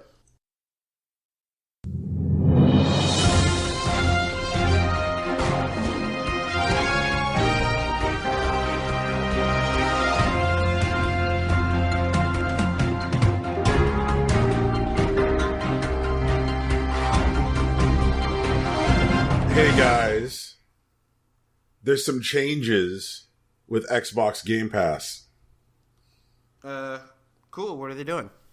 Well, for those of you who may not remember what Xbox Game Pass is it's that thing where you give Microsoft $10 a month, and then there's a library of like 100 and change games that you can like download, play. Like you don't require constant connectivity in order to use these games. And now, first-party Microsoft games are going to come to Game Pass on day of release. That's cool. Yeah, because like you're just paying $10 a month to like just have access to the games. It'd be like if you paid Nintendo $10 a month and like whenever Mario came out, you could just play Mario. Sounds cool. So this will interact with Xbox Play Anywhere, meaning that like any title which is available on PC as well as Xbox will be available on PC, which is now all Microsoft first-party titles as well. And Microsoft games will never rotate out of Game Pass, unlike stuff from third-party publishers. So, guys, what are your thoughts? I got mixed feelings. I have negative feelings. You have negative feelings? I have negative feelings. Wow, that's curious. You know, this seems like the closest to the Netflix of games that people have been asking for forever, and mostly directed at Nintendo and their Virtual Console. But the reason I have mixed feelings, which I thought I was going to have the most negative of all the feelings, I guess, comparatively, turns out I was wrong, was because I feel this is definitely still in the make good territory that like Microsoft's been in for a long time now. It feels like one of those things that they're only doing because they're in such a bad position. So they want to do something that appears, at least on the surface, because I haven't heard Brian's take yet, to be consumer friendly. I have a hard time negotiating these feelings, but I'm still pissed at Microsoft for the abortive aspects of the launch of the Xbox One, which may seem unfair because of like their changed behavior since, but I think that they damage themselves so much that no matter what they do for goodwill, it lowers how much you should care about getting one because the install base isn't there. And ultimately, unless you're like Nintendo and therefore have incredibly strong first party, install base really fucking is determinative to like your game experience and like what will be offered and who you can play with. So I got very mixed feelings. I'm curious to hear both Rocky and Brian's takes, but one last thing I'll note is I forgot it says Play Anywhere titles Microsoft will never rotate out. I forgot Microsoft doesn't have anything strong first party right now, so that's only sort of a good thing. Yeah. So theoretically, this seems. It seems like a good idea. Because I feel like it is something that it's a bone that Microsoft is offering because it doesn't cost them as much. Because I guess in counter to what I just said earlier, if there were a significant amount of people that just had access to the Nintendo releases for $10 a month, they wouldn't have sold as many copies of Mario. They probably would have sold just about as much as Zelda, but they probably wouldn't have sold as many copies of Mario. And that was a really big sales figure for them. And so Joe is definitely right when he says that Microsoft doesn't really have the first-party bangers. And so the fact that they never rotate out or that they'll be available on day one probably isn't that big of a deal for them, considering what they would lose if they didn't. Gather round and let Brian tell you the tale of why this is a shit show. Okay, here we go. Let's do it. All right. So first thing I want to do is not necessarily sell their install base as it exists short. Their install base right now is an estimated 35 million, which is admittedly not like, say, the install base of the PS4 or the Nintendo 3DS. But it ain't bullshit. I mean, we have to remember that the 3DS and the PS4 sales trajectories are kind of like historic territory, being, 65 million plus. I mean, that's something which, amazingly enough, the Switch may eclipse based on its current sales velocity. because the Switch is not slowing down month over month. But 35 million Xbox Ones ain't bad. I mean, it's not like, say, Wii U or GameCube or Dreamcast shitty. It's not great. It's certainly not the success of the 360 by any stretch of the imagination, but it's not terrible. So, why is this a bad thing? Let's say you got a thing, which is the Netflix of games, which people have been asking for. How has Netflix fundamentally changed the way people consume video media? And Hulu and Amazon. Yeah, no, it's the binge watching. But so, when's the last time you bought a disc, Rocky? Like a movie? Blu-ray or DVD? When's the last time you bought one? I think the last movie I actually bought was Rob Nibbana di Jodi. Yeah. But that's how long ago was that? I want to say about 3 years ago. No. I bought Guilt Trip on DVD last year. It wasn't a bargain bin at a Walmart, but I bought it. Okay. All right. So that's maybe 2 movie purchases on a disc in the last 3 years. Yeah. All right. Now, let's talk about digital purchases of movie rights. So where you're like, hey, this isn't available on Netflix right now, but I would like to watch it. So I'm going to go ahead and hop on Amazon or iTunes and buy the rights to watching this movie. When's the last time you did that? Oh, I've actually literally never done that. Okay, so welcome to this fucking thing. This has the power to fundamentally change the way people consume games media. So if people are expecting to not have to pay for the new Halo when that eventually comes out, or not have to pay individually for the new Gears of War when that comes out, because they're like, yeah, man, I've got Microsoft Game Pass. I get all the games, and when it comes out, I play it. Then if people are kind of like perceiving their game spend as just kind of like this passive $10 a month experience, then what does that let Microsoft do as far as monetizing, which will seem less obtrusive to the end consumer? I mean, they can do effectively hardcore price discrimination, selling things in bits and pieces, and therefore making it such that you end up spending a lot. The average person ends up spending a lot more than $60 for their end experience. Right. So that is definitely one horrible possible thing that they do. So, they can essentially back end people into needing to do this if, they want to, say, conceivably enjoy something at a reasonable price. Let's say the next Halo looks something like its delivery system looks more like a Telltale game or Hitman, but the prices of the individual episodes further away from $10 or $15, but the prices of the individual episodes are closer to $20, $25. That's Microsoft telling consumers well, you can either sign up for this thing where you just get access to it, or you can, say, end up spending $120 to play the new Halo. Also, if people are just passively sitting down, and playing video games, which are a result of that, $10 a month automatic debit against their check card, then they probably are going to be less suspicious and less hostile when the game tells them, Master Chief would like to open one of these 3 boxes. Could you pay to open one of these 3 boxes? This softens people up on their perspective toward microtransaction activity. They're no longer seeing hey, I paid $60 to get here. Fuck you. Why is Cortana offering me 3 boxes to open? I'm offended. Now they're like, whatever, it's on Game Pass, and I'd like the game to go a little bit faster, so I'll give Cortana some money for boxes. That's fine. But the problem is that, if there are still a significant percentage of customers out there who are not paying for Game Pass, those folks are still having Cortana trying to sell them boxes.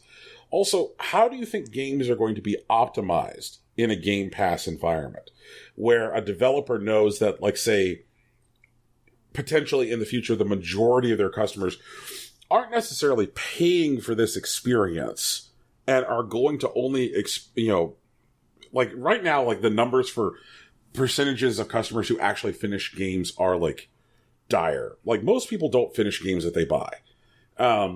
That's tragic. Yeah. And so like with something like this, those numbers will only go down. So imagine a service where developers are incentivized because they know that most people don't finish games, but now in an environment where people can just like access games and download them and fuck with them, and will do so from a position of curiosity because they don't perceive any kind of like, sunk cost to themselves. Putting microtransaction walls in games as early as possible. So now you're going to balance games to try and turn them into one-armed bandits as quickly as possible. Like, let's say there you are, and you're like, oh, wow, okay. In order to get out of here, I need the key, but the key can be found in a loot box. The way games will be fundamentally balanced are incentivized to be dramatically changed with a Netflix-style distribution model. I would not be surprised if within the next 12 months, so we can go ahead and write this down, bury it in a fucking time capsule, and dig it out in a year. But I would not be surprised if within the next 12 months, because Phil Spencer has said within the last 3 months that Microsoft is looking to make some studio acquisitions. They want to buy some new studios. And so now with this change, I would not be surprised if Microsoft does not buy Telltale. Oh, shit. Right. Because now that Microsoft would have the ability to, like, say, throw Microsoft-level money at Telltale, they could do what Telltale has been needing to do for years, which is fix their fucking engine. But all of a sudden, picture, like, getting people to sign up for Game Pass because they want to see, the Stranger Things Telltale game, # cross-promotion with Netflix. And then while they're there, maybe they can pump $80 in microtransactions into Gears of War : up your ass. And also, this is a great way of backdooring what Microsoft wanted to do at the launch of the Xbox in a way that seems more consumer-friendly. So if everybody's playing their games through this fucking bullshit, then what physical discs are there for people who are done with games to resell? This effectively kills a used game market because there aren't physical games to be resold. This also is designed to freeze out and leverage power over retailers. Like, I would not be surprised if whatever the next Xbox is at this point maybe comes in two price SKUs. One which has an optical drive and one that doesn't have an optical drive. And the one that doesn't have an optical drive is one that they're willing to take a loss on to get out the door. Like, you can buy the new Xbox 2, for $400, or the Xbox 2, which doesn't have a drive in it, is, wow, it's $250. Gosh. I mean, we're taking a hit on it up front, but man, we sure did lock you into this bullshit where you give us $10 a month and then just keep on pouring money into microtransactions. Go ahead. Brian, I hate to say this, but what's to stop someone else from doing this if they don't? I wonder how much of this is the inevitable workings of time. If this happens and it's such as you're speaking about, I'm definitely not going to get it. And I would encourage other people not to get it. But I think that a system similar to this will eventually come out and be the big mainstream thing just because of the way physical media distribution is kind of dying out comparatively. And I think our resistance to this is valuable, but I think that some form of this same architecture will eventually become the main thing, and that resistance to it now will help temper that in the future. But I wonder how much we can object to it in principle as opposed to in its current iteration. Because, like, yeah, as currently implemented or theoretically implemented, and without safeguards that could come about by negative experiences that will occur from its existence, I don't know how much we can directly say against it versus the concept. Well, hold on. I think the thing that's standing in the way is the actual, like, startup and, like, maintenance costs. Microsoft is, like, flush with cash, but I don't think this is something that Sony can do, like, in the foreseeable future. Like, they don't have that kind of liquid, like, lying around. And, like, Nintendo, like, I mean, I love them, but their online architecture isn't, like, stable enough for them to, like, run something like this. Oh, for the record, I'm saying this is like 3 generations out and that it should be resisted till then, but that I worry that unless lessons are learned in the intervening time, it will become a reality that we haven't properly dealt with, regulated either legally or through, like, consumer, like, protest. And I'm not saying that we shouldn't resist this, I'm just pondering if there's a future where this isn't the main way that people with set-top boxes engage with games and, like, the non-purchase thereof. I do believe that there is a future where this is not inevitable. I mean, same. Yeah, like, I look at the games that were huge, like, breakout hits in 2017, and it's funny because a lot of them were ones which, like, left analysts going, like, we're baffled. People did not expect Persona 5 to sell gangbusters in the West, and then it did. And analysts got to sit around going, we're baffled. That, like, people would want to engage with a 100+ hour anime-ass anime game, which, you know, layers systems on top of systems. Or Horizon Zero Dawn was a big, expensive new IP for Sony, which was a single-player, story-driven experience, which then sold very well. Nintendo had their best year in, like, a fucking decade because of primarily big single-player games in the form of, like, Zelda and Mario. I'm not saying anything against single-player games so much as the delivery method. But the idea is that the analysts don't exactly know what's going on. The Switch, right now, part of the bread and butter of that thing is the cards, the cartridges, and those as a simple delivery system. Nintendo has resisted digital delivery for so long that I don't see them seeking to move into that as a market. And Sony, while they have, like, the cash reserves to think about doing something like this, I mean, they currently have the 6th largest amount of cash reserves of any Japanese company, and they also have a movie studio which they could, like, use to leverage people to being interested in this kind of bullshit. I think Sony kind of got spooked like a pony when they tried to give away a television show for being signed up to PS Plus. They're like, that's right. If you sign up for PS Plus, then you get the TV show Powers, you know? And then, like, I think it's just Power, but it was Powers because it was based on the comic. Oh, okay. Never mind. I'm thinking something else. Yeah. Right. So, like, nobody watched Powers. I think, like, 8 guys watched Powers. And, like, that terrified Sony because they dumped big money into that show. That's that dumb superhero show, and nobody fucking watched it at all. And they're like, wow, we can't just be a transmedia sensation that just blows everybody's mind. They still don't have sufficient traction around PlayStation Vue.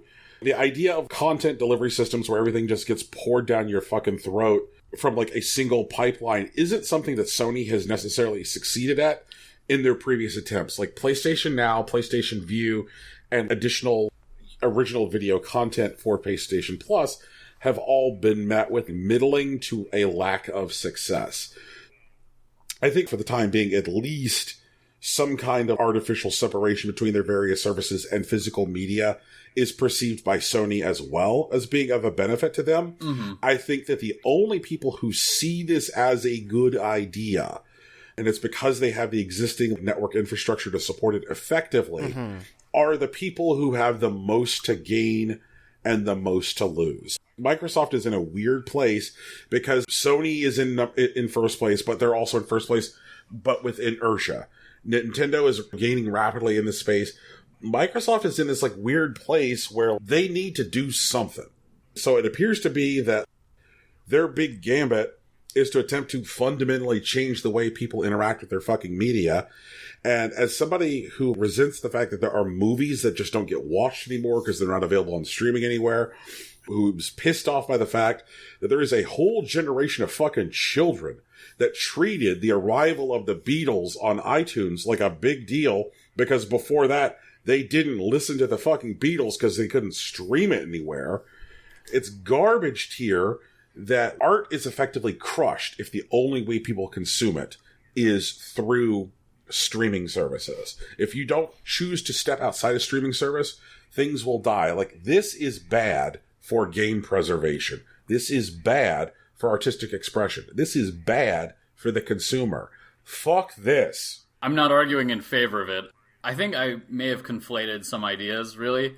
But one, I'm talking about 20 years from now, not like around the corner. I'm talking about the frontier that, you know, AI is always famous for being like 30 years from now, but it's been 30 years from now for like 50 years now. I was conflating streaming services with digital distribution, and I just wanted to clear up that, like, yes, there is possibly a future where per-game purchases are still made, but through digital pipe only, and I'm sort of curious as to which of those models will take hold, or if both those models will be around simultaneously, and whether or not there's competition, diversity, etc. I think I was confused about the idea of, hey, in the all-digital future, it's all streaming all the time, when really it's probably some sort of combination, but that we need to learn some of the lessons about even ones that are negative now, if they will be prominent in the future. Not that they should necessarily be. I think the big takeaway from all of this is that we're fucking doomed and you should eat your Tide Pods. Well, I mean, that's as always, still an overreaction, Brian. All right. We're gonna be fine. Well, then, Rocky, tell me how it's gonna be better. Well, Yuji Naka, one of the great minds behind Sonic the Hedgehog, came to Square Enix. And while I'm still mad at Square Enix, this is a good acquisition. A person acquisition. Yeah, the contract, the talent. Mm-hmm. He just kind of randomly dropped the news that he was joining Square Enix on the 22nd of January. We don't know what he's working on, but we do know that it's a game that's already in development. It's a Red 13 platformer. Wait, what? No, that's not true at all. Sorry. Okay.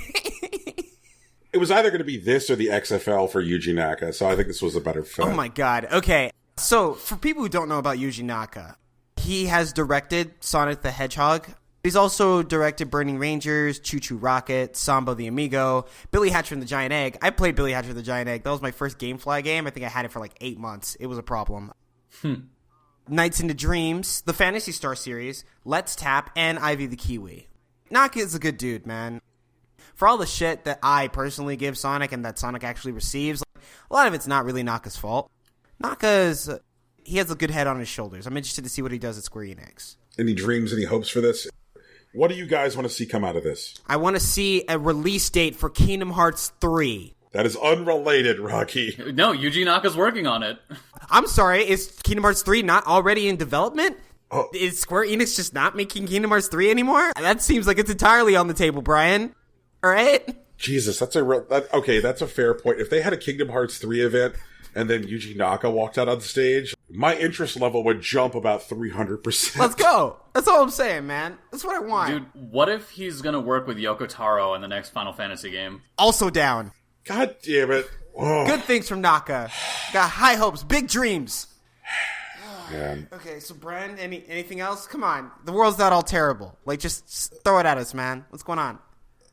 What if I were to tell you that John Cena is in negotiations to star as Duke Nukem? I thought he can't be filmed by cameras. Like, isn't that, like, that seems like a non-starter.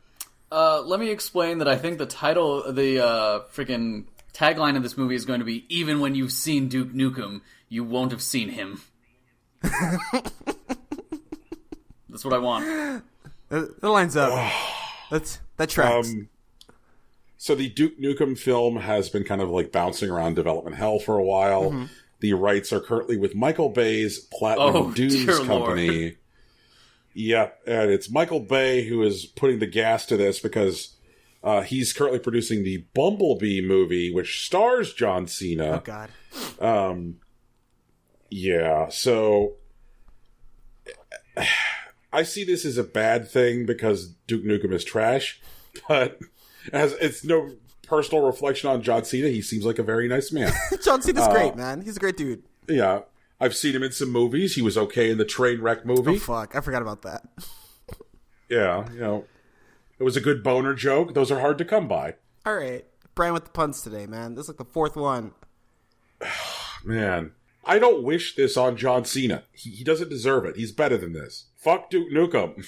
How are they going to negotiate his sort of all-American man status with Duke Nukem talking about shitting down a cop's throat? Dude, I don't know. I don't know. Shitting down a cop's throat seems pretty all-American these days. Depends who you ask. True enough, man. There's two Americas. But that's the secret. There's always been two Americas. Okay, so guys, there's been more personnel movement. The creator of Dawnwell, Ojiro Mappen Fumoto, has actually signed up with Nintendo. He delivered the news by tweet. Twitter's where real news is at. When Fumoto wrote in Japanese, they started working at Nintendo. Previously, he developed the indie hit Downwell, which is great. Like, give it a shot. It's on iOS. It came out in 2015. But you can find it on PS4 and Vita. It came out in 2016. Now, Fumoto actually started working on Downwell while studying opera at the Tokyo University of the Arts. However, he switched paths and decided to pursue game development, teaching himself through online tutorials. No idea what's doing it at Nintendo. Also, this is the shit that I'm talking about, guys. Find the artists. Help them code. Who was I yelling at? Was it Namco? I think it was Namco. Namco needs to find, like, the Fumotos of the world, man. They need the Yoko Taros. Just find some goofy-ass artists, teach them the code, and let them make some shit. I expect big things for Fumoto. I'm hyped.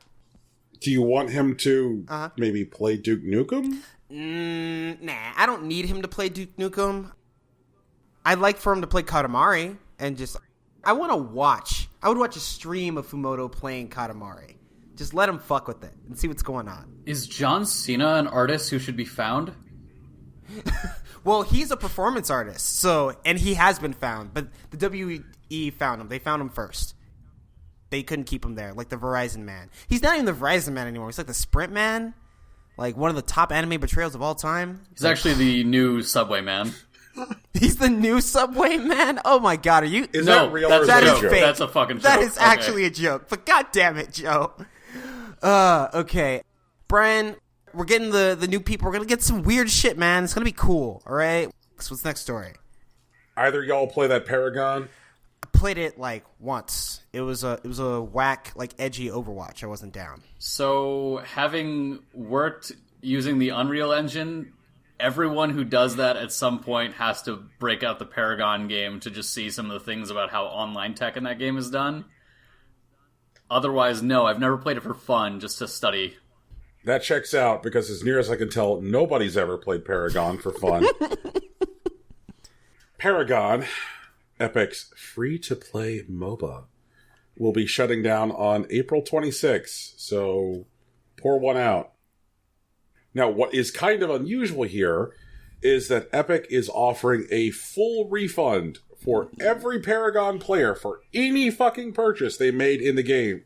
That's fucking crazy to me. Yeah, that's weird. That's a trap. That's bait. It's because no one played.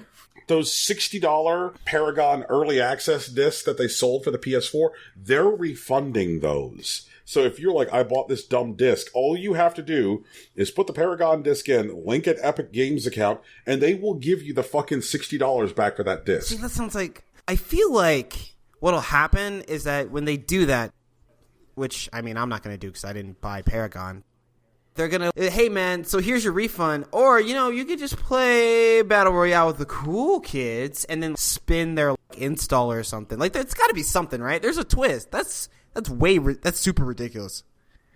The twist is that they're making money hand over fist with Fortnite, and they could spend more money on Fortnite if those guys who are working on Paragon are no longer working on Paragon. Damn. But to give everyone a full refund? Like, I understand that's I cool. guess that's a lot of fucking Fortnite money. Just... I guess that there's some stuff that has to go here. Cynically, like, how many people are going to bother to get the refund that are owed money? Mm-hmm. And I'm sure that there's the actual Paragon fan base, which are like 4 people right now, sitting in basements, sobbing into their fucking giant stuffed pandas.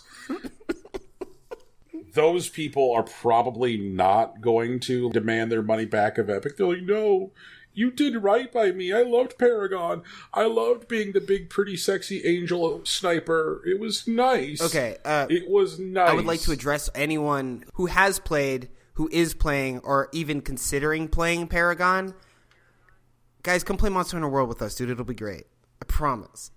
I will adopt all of you. You guys will have a great time slaying monsters and whatnot. It'll be so much fun. I would like to address everybody who plays Paragon as well. Mm-hmm. How's that feel, guys? Oh my god. Dude. Dude, please. The game is dying. I'd also like to say another thing to them. Mm-hmm. I thought y'all were playing Paladins. Ooh, God. Joe with the sickest burn. Oh my god. I thought y'all were playing Paladins. I mean, look, man. Apparently all the Smite queues were full. Oh my god. Oh my god. Oh, fucking Paragon. Man, I bet the Paragon fan is really pissed. I like how you said that singular. Yeah. Thanks for hanging a lantern on it, Joe. Now that we've gotten our dumb shit is shutting down humor out of the week, Rocky, what else is going on? Paragon isn't the only game that's shutting down this spring. Turns out, Miitomo is shutting down. Miitomo's English language website has announced the end of the application. The service will end on May 9th, 2018 at midnight, or, 3 a.m. for Pacific time. Rocky, you said that Paragon isn't the only game, but you haven't mentioned a game yet. So far, you've mentioned fucking Miitomo. I mean... Damn, it's like that, Brian. Well, the app, fine, I'll call it that. The app is shutting down on May 9th. Users will no longer be able to see messages or use items. And Mi Photos will be disabled, so if users want to save their Mi Photos, they will need to save them to their smart device by May 9th of 2018. Users can also transfer their Mi to their Nintendo account by linking it to Miitomo. Miitomo was the first app that Nintendo released on mobile devices, which was later followed by Super Mario Run and Animal Crossing Pocket Camp. How do you guys feel about this? It sucks, but it's fine. I have way too many things to be happy about to let this actually bring me down, but it does suck, because I know some people that really enjoyed Miitomo. I have 2 quick things to say about it. One, I kind of wish Tegan was here right now so she could say, it's a game, Brian. So you could have a reverse What Remains of Edith Finch scenario. Miitomo is a game, but Edith Finch is not? Oh my god, yeah, that's a position. I would love to see that discussion. But other than that, man, this game got me in some bizarrely hot water. Okay. So when I got it, my ex-girlfriend added me, and... Oh lord. You can probably tell where this is going, but my current girlfriend, saw this, and she was so pissed that she stopped playing Miitomo, and then I just stopped playing Miitomo. Not because she, made me, but more just I don't really have a reason to be here. This is pretty stupid. Thanks, Miitomo. Man, that must have been a really rough day, because that's all that people play to this fucking thing. It was a hot week. I mean, let's all be real here. Everybody logged onto Miitomo that first week. We poured a whole bunch of really valuable fucking marketing data down Nintendo's fucking throat. And they're like, here you go. Hey, if we were to hypothetically release a hybrid home and handheld console, what would you want to buy first? Cool, thanks. I was going to say, do you really like neon blue and red? Yes or no? It's almost like every Nintendo mobile game is a shallow cash grab or something. Yeah. I mean, I'll give Miitomo credit. I think that of all of Nintendo's mobile offerings, Miitomo is probably the most insidious in execution. That's your credit? Yeah. Insidiousness? Fuck. Because I look at, like, Mario Run, and Mario Run is just fucking straight garbage. It's not even, like, good bad. It's just bad. I remember before Mario Run came out, like, I was like, man, I see a path through, because there are good runners. It is possible to make a good runner. Mm-hmm. And I hoped that Nintendo was going to make an effort to do that. And then I played Mario Run, and they did not. The end. I paid $10 to learn that. I know some, like, games journalists whose opinion I respect who like that game a lot. And I've just never given it enough time to really decide. But at the same time, like, I don't think I want to. If I ever meet Patrick Klepek, I'm going to accuse him of bullshit posturing of Super Mario Run. Well, no, it's not just Patrick Klepek who, you know, has at least the reputation for posturing, whether or not you agree. But Brian Altano of, you know, The Comedy Button and IGN also really likes that game and played it back and forth and beat everything and got all the things in it. And I generally tend to really like his opinion on games, so I was kind of blown away. And then I guess we got the Waifu Simulator, where it was gachapon game with bikinis. Fire Emblem. To be fair, Fire Emblem has been a waifu simulator since Awakening.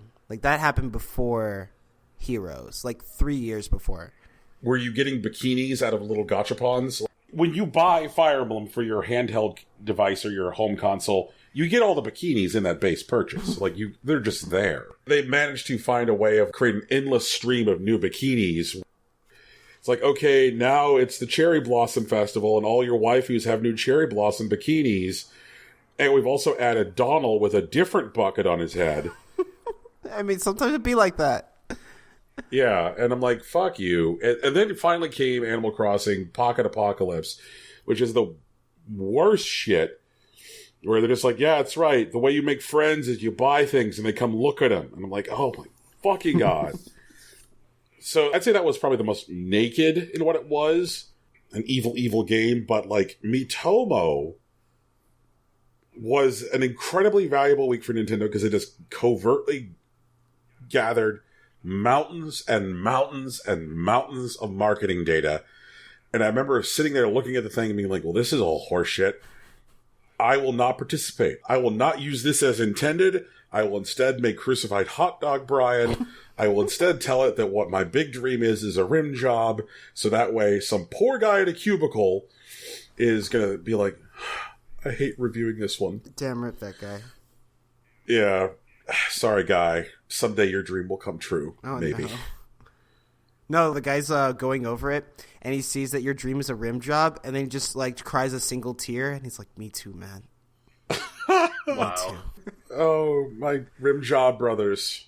Talking about all these games, it makes me think, I can't tell whether I'm really happy or unhappy that Nintendo's still not taking mobile games seriously.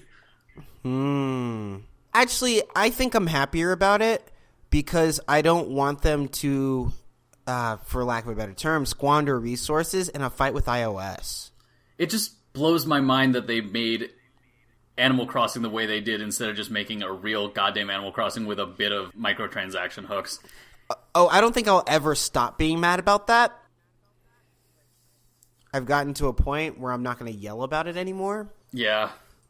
God damn it. Fucking Pocket Camp. I don't even like Animal Crossing, and I was fucking pissed. Some might say it's one of the most disappointing games of 2017. Rocky, is there any other news this week? There's one more story. Crystal Dynamics made a handful of high-profile hires for their Avengers game? Like, hold on. Yup. That's not Marvel Avengers, or is it? Yes, it is. Oh, wild. Okay. Well, that's really weird. So, developer and publisher Square Enix announced that they had hired 15, quote, top industry talent to the Avengers development team, including former Naughty Dog creative directors Sean Escaig and Stephen Barry, 24-year veteran of EA and Visceral Games. Oh, that makes me sad. Now I realize what's happening. Never mind. Anyways, Escaig, who served as creative director and writer on Uncharted: The Lost Legacy, will serve as creative director on the Avengers project. Barry was previously a director of product development at Visceral Games, where he worked for the Dead Space franchise. The game is being developed in tandem with Eidos Montreal, and according to today's news release, the teams apparently made tremendous progress on the title. Little is known about the game, based on Marvel's team of superheroes. Is there any Square DNA here, or is it just Square ownership? Looks like just ownership. honestly. They're picking up free agents. Barry's out of a job because, like, Visceral imploded. Mm-hmm. And SK came off of Lost Legacy, and, like, creative directors move like that, i.e. Amy Hennig. Mm-hmm. If he doesn't have the next Uncharted story, like, his skills can be better used elsewhere. I know that they did move some people off of Kingdom Hearts. Are you serious? Yes. Damn. To this. Damn it. It's a valuable relationship for Square Enix, Disney. Mm-hmm. And it's possible that Disney might have had some strain to another one of their relationships this year, and maybe they're trying to take advantage of that. EA and Square kind of had a rough Q4 when Battlefront 2 exploded in their fucking face. Well, about that, they still sold, like, millions of copies. And I believe it was Joe, who last time he was on, was talking about the difference between economic and financial profit. Mm-hmm. And I'm sure that there's some guy somewhere, he's probably a morbidly obese house cat in a suit with a cigar. Jesus. And he's like, wow, all the money, wow. That's a really good Wario impression. Really pissed off. Ugh. And, like, Battlefront 2 didn't make all the money. Yeah. And that pisses somebody off. Some guy's mad. Somewhere. He was going to buy a new island with that money. He's a really fat cat. So what do you guys want from this Avengers game? Because I know that what I want is loot boxes that look like Iron Man's head. Oh, shit, man. I'm really looking forward to Sora being in it. Goofy. Yeah, this is going to be good. Honestly, I would really like a crossover where Iron Fist squares up with Mike Tyson. I don't know how they're going to work that into the game, but I'm interested. And, like, Floyd Mayweather can be there, too. They just fuck him up. I'm down. That's what I want. How about Floyd Mayweather and Mega Man get in a battle to see who can read better? Oh, God. Jesus. Oh, no. That's gnarly, man. Man, I'm just trying to picture an Iron Fist Punch-Out game, and it just sounds like the worst shit. I'm picturing Netflix Iron Fist, who is the worst human. It would be as racist as original Punch-Out. Oh, fuck. Oh, God. I heard that there was a great Punch-Out style game for the GBA with some really good pixel art. And, read some more about it. And then when I went to buy it, I couldn't remember exactly the name of the game. Oh, no. And the name of the game is actually Wade Hickston's Counterpunch. Okay. But when I was looking for it, all I could remember was Hoyt Axton's Counterpunch.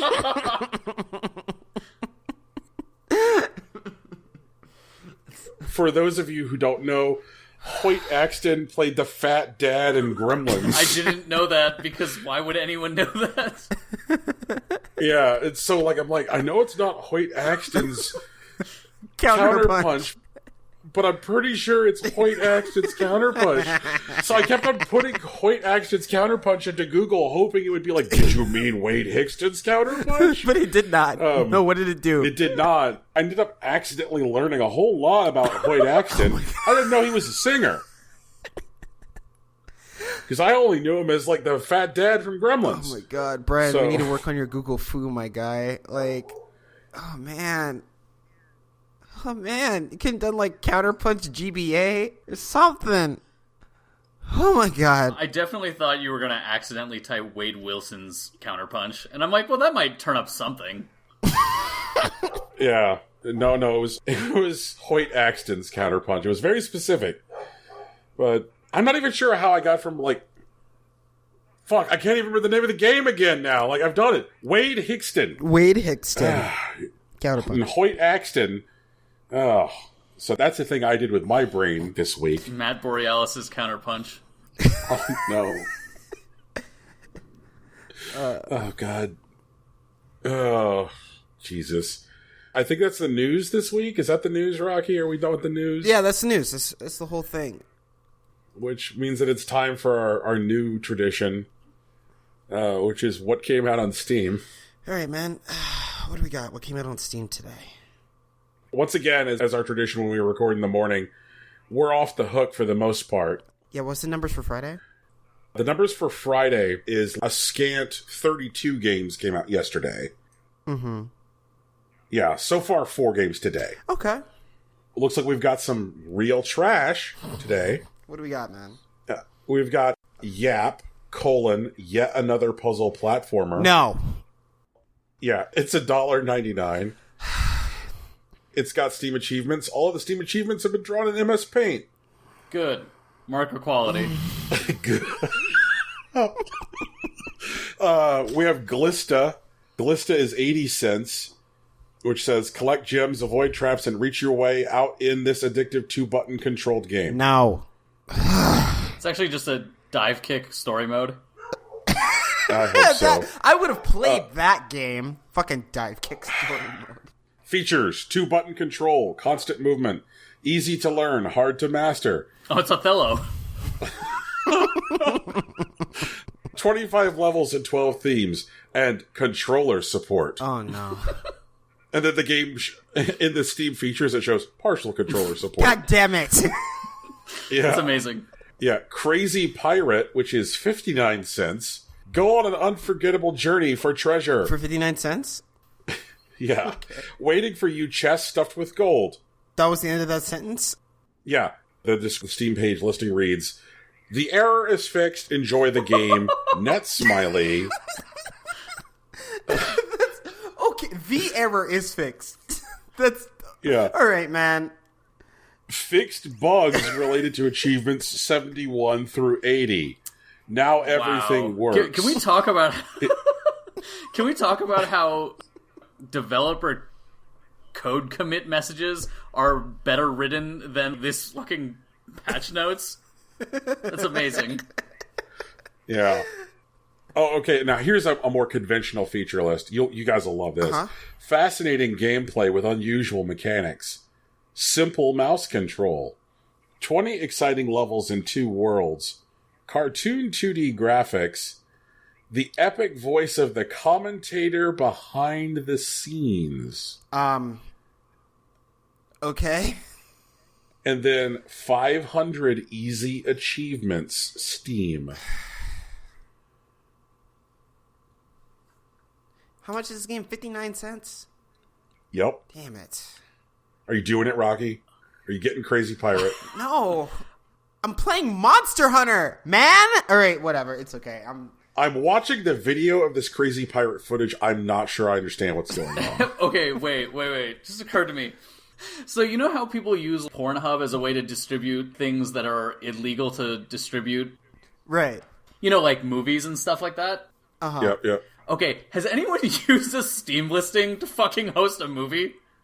Oh, no. I don't know. I really hope we get there. I haven't seen it, but we can't be that far off. I want to buy Crazy Pirate and get Hamilton. It just turns out it's like 2 gigs, and you're like, why? And it's just Hamilton. That'd be fucking amazing. The last game that came out today is Opus 1 - Social Justice War. Oh, I'm God. really worried that this is a reactionary thing made by the creator of Bloom County. Oh, man. And so it says, Opus 1 is an indie, old-school, retro-inspired, open-world shmup visual novel RPG hybrid with deep and satisfying combat and unique and emotional storyline that will have you crying the whole way through. Shoot down fascists and free humanity from bigotry. Key features. Created solely by a team of talented female developers! ! Deep and emotional storyline that deals with politics, feminism, feminicide, misogyny, transphobia, anti-Semitism, gun culture, conspiracy theories, fat hate, intolerance, and gender theory. Diversity is our strength. This game includes an asexual protagonist, 2 transgender persons, a lesbian, a feminist, a black person, and an androgynous deity. Is this game about a joke walking into a bar? What the fuck is this? Okay, if this is like an earnest game, I'd actually be willing to check it out. But I feel like this game was made by a Markov chain that did like machine learning on like men's rights activist screeds about feminists. I would believe that, actually. Experimental pixel art inspired by Cubist, Suprematist, Constructivist, and Abstract Expressionist art. Outstanding soundtrack, which includes favorite compositions from classical music. Game engine coded entirely from scratch. That's right, no third-party engine was used. Just SDL2. Source code will be released under permissive license shortly after launch. Additional hard mode DLC shortly available after launch with all new storyline and a few surprises. Again, if this is smiley face. This is earnest. Like, I'm actually kind of interested based on the description, but man, I am suspicious as fuck. You should be. Okay. That only makes sense. So, here is the political disclaimer. Okay. In difficult times like the ones we're going through, it is the duty of every morally upstanding citizen to support works of art like this one, which are made by oppressed and marginalized minorities. Oh, man. Before buying a product, you should always ask yourself, am I enabling bigotry by giving money to these people? Sadly, humanity has not acquired the intellectual maturity to realize that no one should be able to freely spend their money as they wish, but rather there should be a central authority preventing hateful people to be paid and prosper. Oh, wow. There we go. Markov machine learning, dude. We're here. Yeah, Markov machine written by MRAs. Thus, as long as we live in an anarchic capitalist regime, it's up to each one of us and our moral conscience to be mindful of how we use our money. If you see a game you like on Steam, consider buying our game instead so that you could support an all-female game studio. Yeah, this seems like... I won't say it's definitely a co-option of feminism, because, like, man, maybe there is a chance that it is an all-female game studio, but there's a bunch of red flags being raised for me, like, hardcore. It's kind of an army of red flags at this point. You know what I mean? I'm looking at a sea of red flags that I might as well just be looking at one really big red flag. Yeah. That's kind of where I'm at. I don't think there's any single feminist critic who would ever describe the situation we live in as an anarcho-capitalist. Anarcho-capitalist regime. Yeah, I'm not really finding much in the way of evidence that Go Girl Studio God damn it. exists outside of this Steam listing. Yeah, this is a thing. So this is part of our exciting segment, What Came Out on Steam Today? Jesus Christ. At least it wasn't fucking pandas. Hey, fucking pandas would actually be an improvement. That's true. They are too stupid to fuck. Wait, stupid question. Was that on the most recent episode? Yeah. Yes. I have missed that one so far. I listened to the one right before it, but I hate pandas, and I'm really excited to listen to that. I hate pandas for many of the reasons listed in the show post. Fuck pandas. Man, I know so many people who get so pissed off when I say that, but man, fuck pandas. So, pandas are supposed to be carnivores, right? That's the way their body's designed. And these animals, these dumb shit monsters, instead of killing for food, eat over 30 pounds of bamboo a day to get the bare minimum of subsistence to not die. You know what that leads to, Rocky? What? Pandas shit constantly. I mean, they shit constantly. I mean, it just sounds like vegans to me, man. But, vegans are alright. At least vegans bone sometimes. Vegans can be productive members of society. You know who can't? Pandas. Fucking trash. Vegans can find, personal fulfillment in being good people. Guess who can't? Pandas. Oh, man. You guys really hate pandas, dude. Whoa. This is a revelation. I was here last week. I almost want to run a fucking simulation to see how long it would have taken for pandas to go extinct in a universe where humans didn't exist. I know that we're definitely a major cause of their near extinction now, but man, they're so fucking dumb and badly habitated that I feel that gradually they would have just been killed even without us. Man, I wonder what happened to the smart pandas. The relatively intelligent pandas. What happened to them? If mankind ever manages to escape Earth, and then we get out into the cosmos, and we run into the smart pandas... Ooh, they're gonna be so mad. ...that left already. They built a generation ship. They're on their way to Alpha Centauri. Generations of brilliant panda philosophers and scientists. Have you changed the water filter, my Frisius? Why, yes, I have. Then go to the bridge, for we are about to enter the gravity well. I thought you said Walter filter, and I'm is that a new particle we need to deal with? Or yes, we use the Walter filter on Hoyt Axton. That's the ship's name. The SS Hoyt Axton which uses the gravity well, so that my Trozius can get us to Alpha Centauri, where we will build a new land free of bamboo.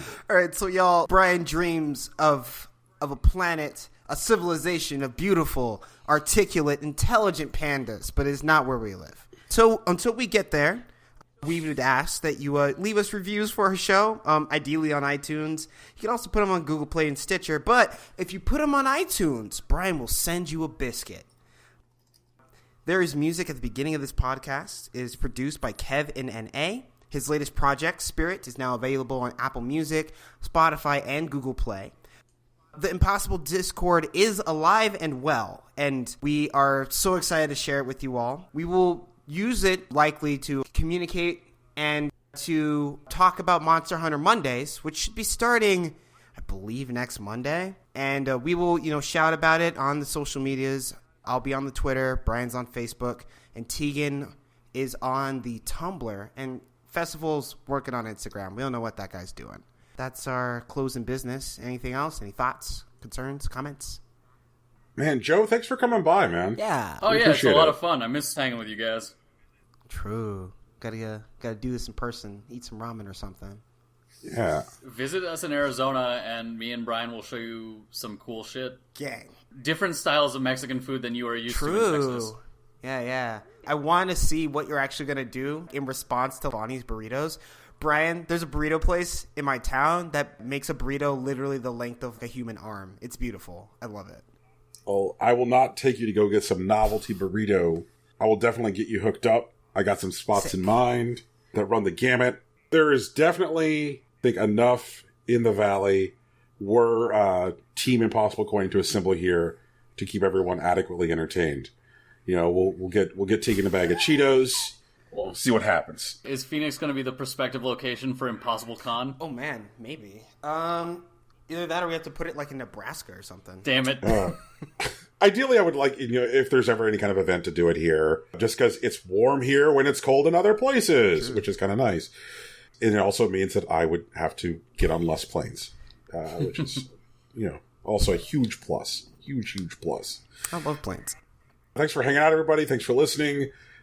Discord deets should be up around the time that you are hearing this. Monster Hunter Mondays, if they are not already underway, are underway as of the following Monday. I will probably be streaming some Monster Hunter in the past. You will probably have already seen it. So, hope you liked it. Peace. See y'all. Later.